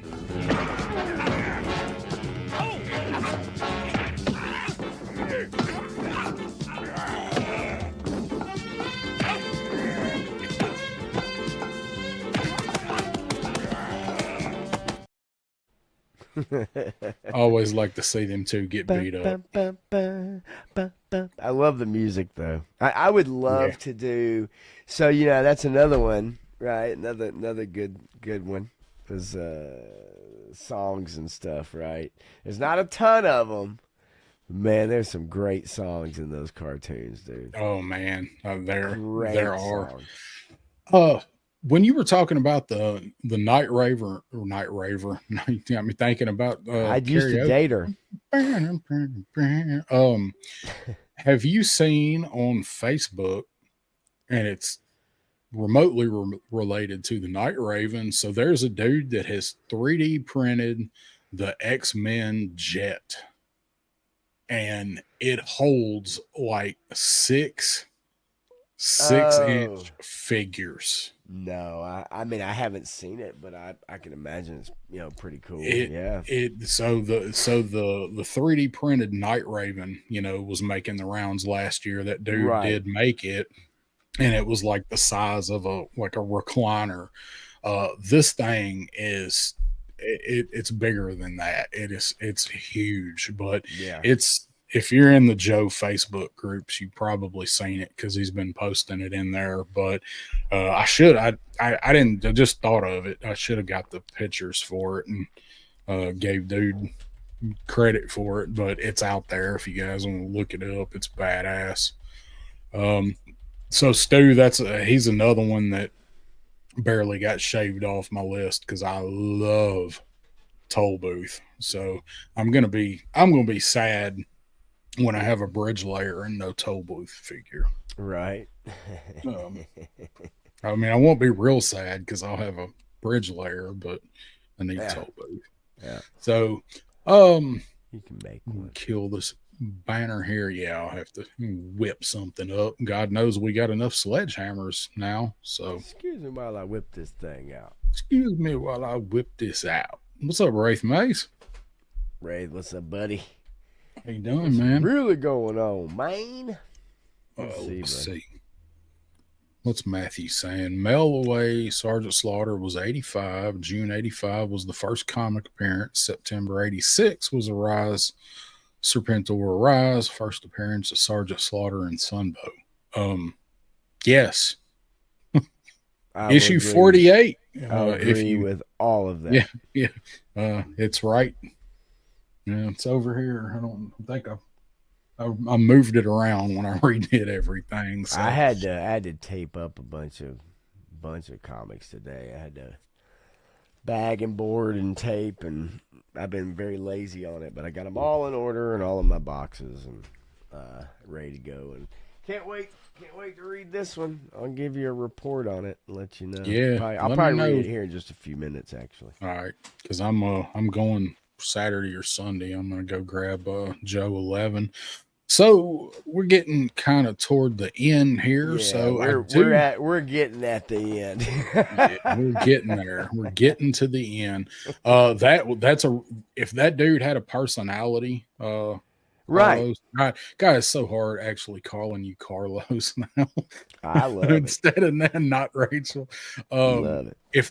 If that dude had a much of a personality, he would have been on there, and he does have a personality in my story, that my ongoing story for 3-star stories. He's kind of a dick too. Right. Stu says still the 17th here in Northwest Indiana. So let me say happy Transformers Day to those who celebrate it.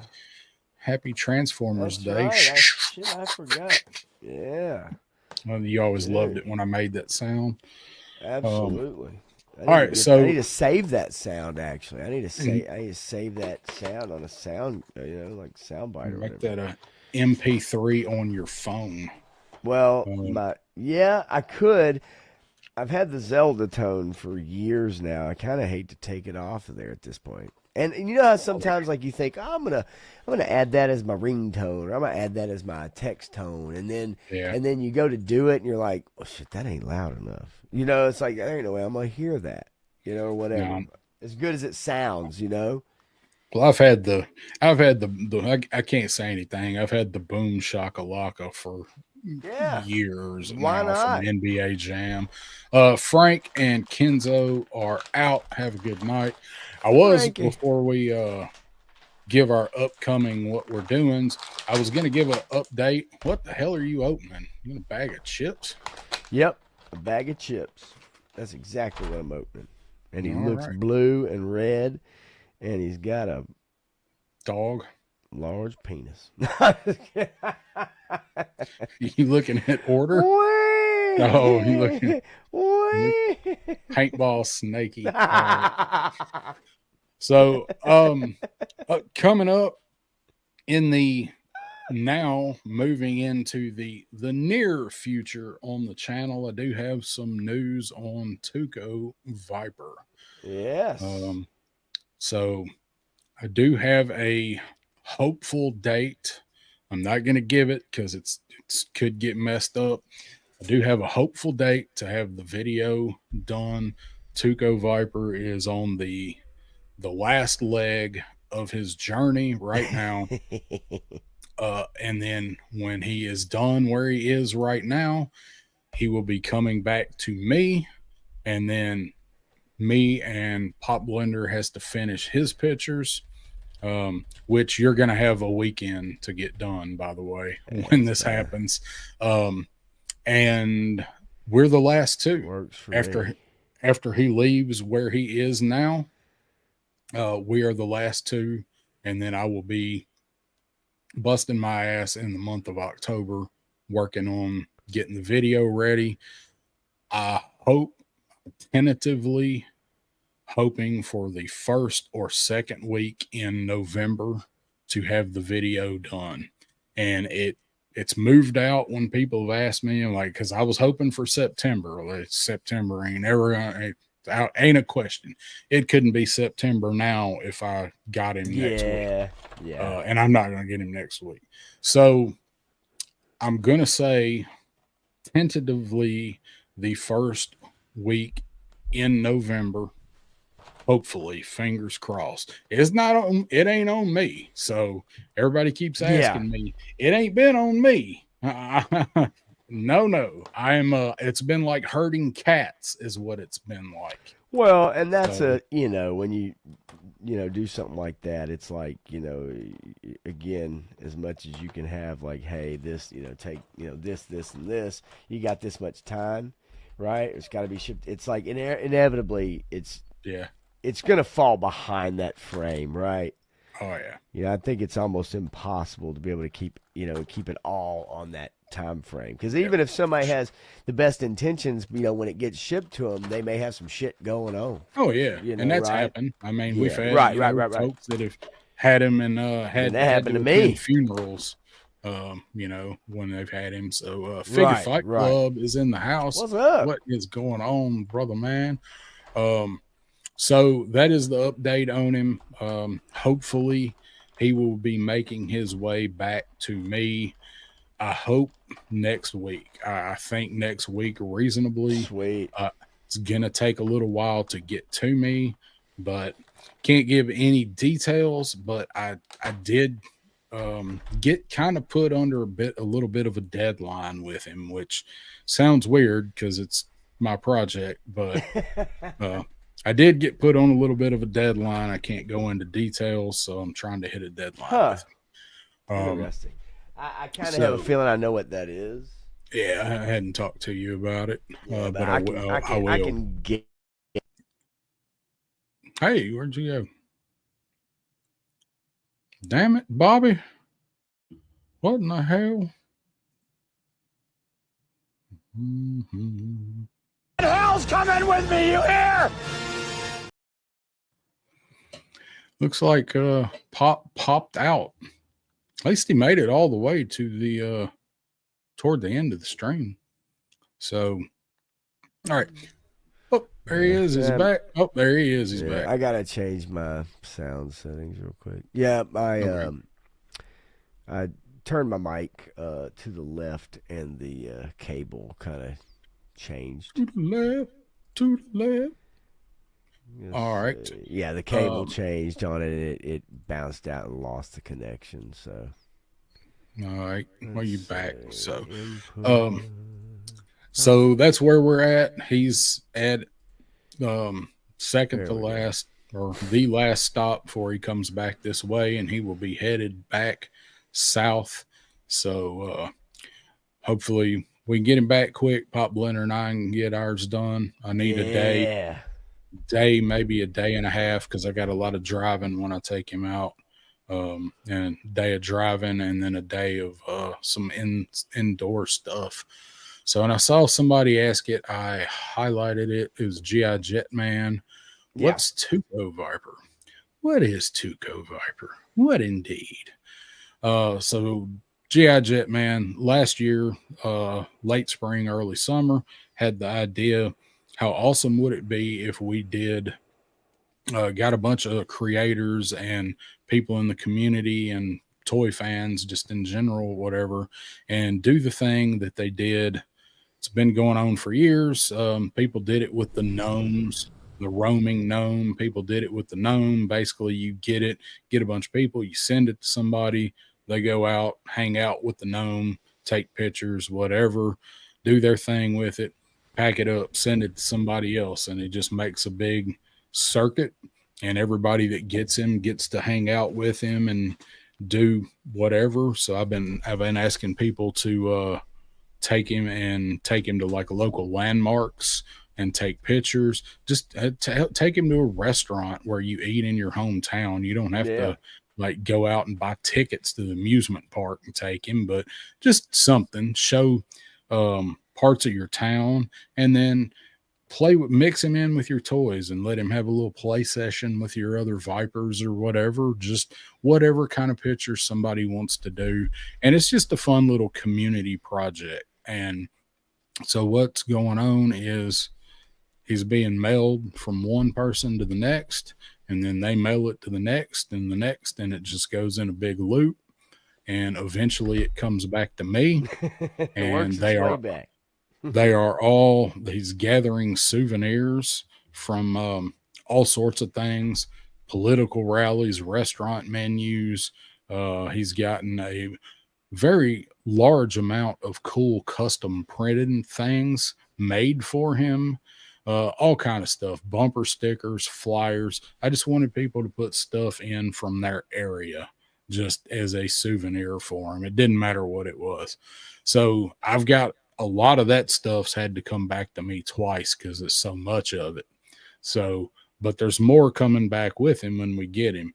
So doing a video, and the way I'm doing the video is everybody that participate send me the pictures, and everybody's going to get their own segment of their pictures, and I'm going to set it up as a slideshow, music, and get to showcase each person that had him for a few seconds to a few minutes, depends on how much content they gave me to work with. And each person gets their own section of it. And then when I do the final video, I'm going to stitch all of those sections together.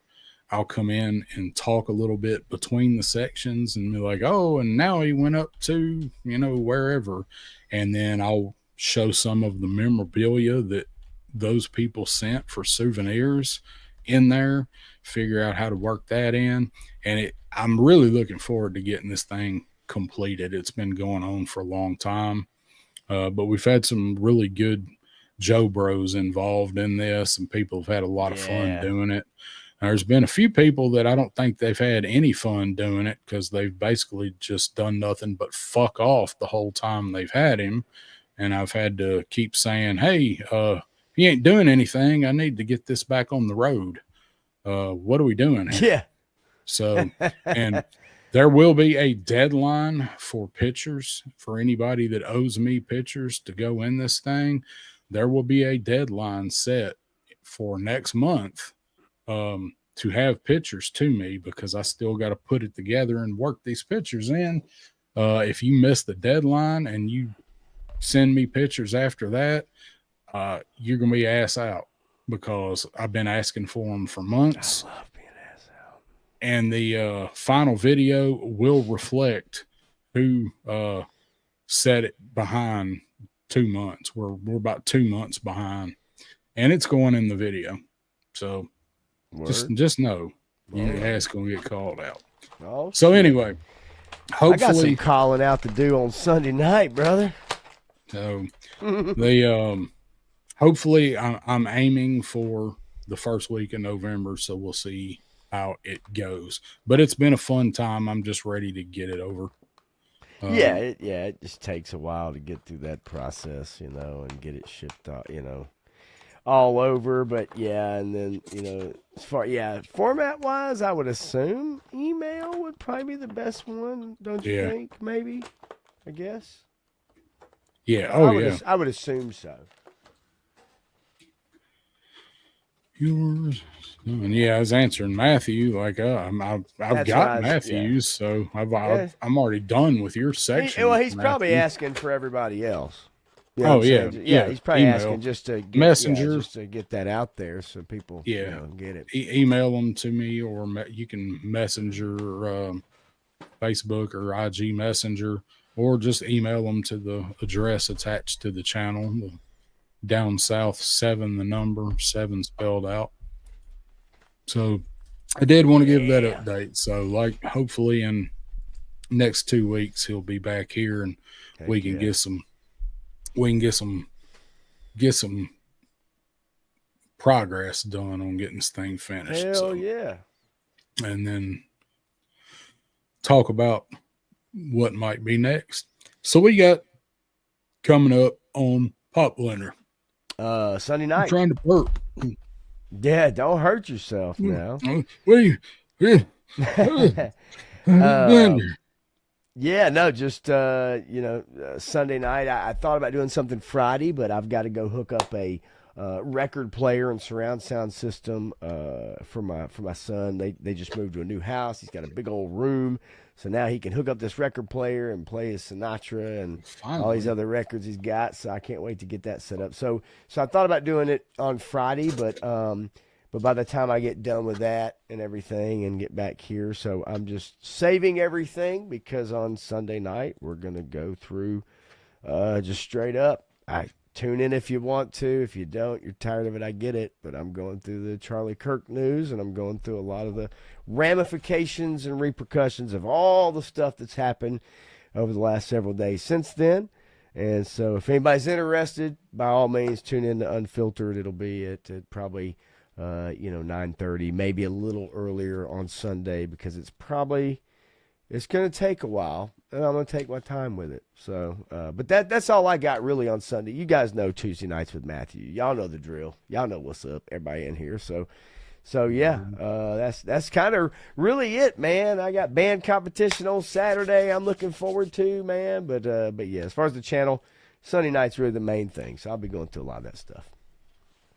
Oh, show. Word.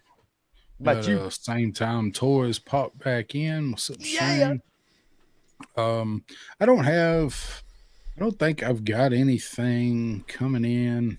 Crystal Ball's coming in, but I'm not gonna order him or not gonna open him.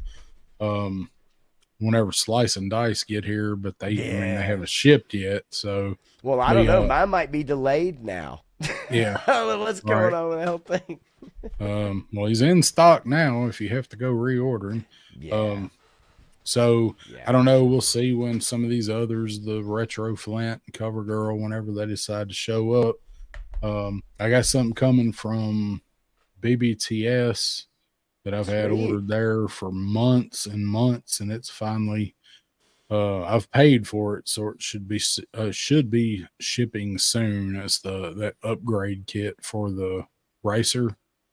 Oh, yeah. Yeah. With the Yep. extra hood with the turbocharger. Yeah, man. We got the extra tail light covers and all that. So looking forward to that, so I can finally pimp one of them out because I'm making one. One's going to be the pimped out actual muscle car, and then the other one is going to be like kind of the rat rod with the stickers all over it and shit. Sweet. Yeah. That's the one that Henry Jones Jr. and Marcus Brody. Oh, yeah. Right on in. So, yeah, that's awesome. so hopefully, I don't know, maybe this weekend I might fuck around and open one of the modular fortifications. I don't know. They're still both just sitting back there calling to me. It'd be calling to me. I bet. Like, open yeah, me. definitely looking forward to the accessories coming in, right? Right there. Yeah. They're back there. I saw you with the box. What was in the box? And I'm gonna sit around, turn around, and look at that mug and go, You are next. Yeah, right. Yeah, you got a steady flow of stuff that comes in for you to review for sure. yeah. Which is always good. That's a great thing. And hopefully maybe that Popo officer, maybe. Okay. All right. You got a little inline on that bad boy? Maybe not. No. No. So how you gonna get it then? On which one? You said the officer. I said, what, do you have an inline on that or something? You got somebody getting that for you quick, early? I don't even know which one I was talking about. The officer. The police officer. Oh, yeah. no, just hoping that he drops and I'm able Oh, to I thought get you him. said Not- you Oh, had it coming in. And I was like, No, oh shit, no, okay, no. you got somebody getting it for you quick. No, I just meant it will be coming in. I don't have it like ordered or anything yet. Right. It will be coming, hopefully. So that's it. So Stu is Audi 5000. We're about done man. for the night. It's about hope I can sleep 30. So I'll be back Heard that. next Wednesday right over here on 3-Star Draw with Crusty Old Crow for a backyard battlefield and see what we got going on for y'all on the battlefield. We hadn't talked about it much yet. We got a couple ideas, but it'll be fun, whatever it is. No doubt. So all right, y'all. I appreciate you hanging in. Again, hit that like button if you hadn't. Hit that subscribe and all that good stuff. We certainly appreciate it. It helps out on this little old channel around here. And that's all we got. We will see you guys in 2 weeks. 2 weeks. 2 weeks. 2 weeks.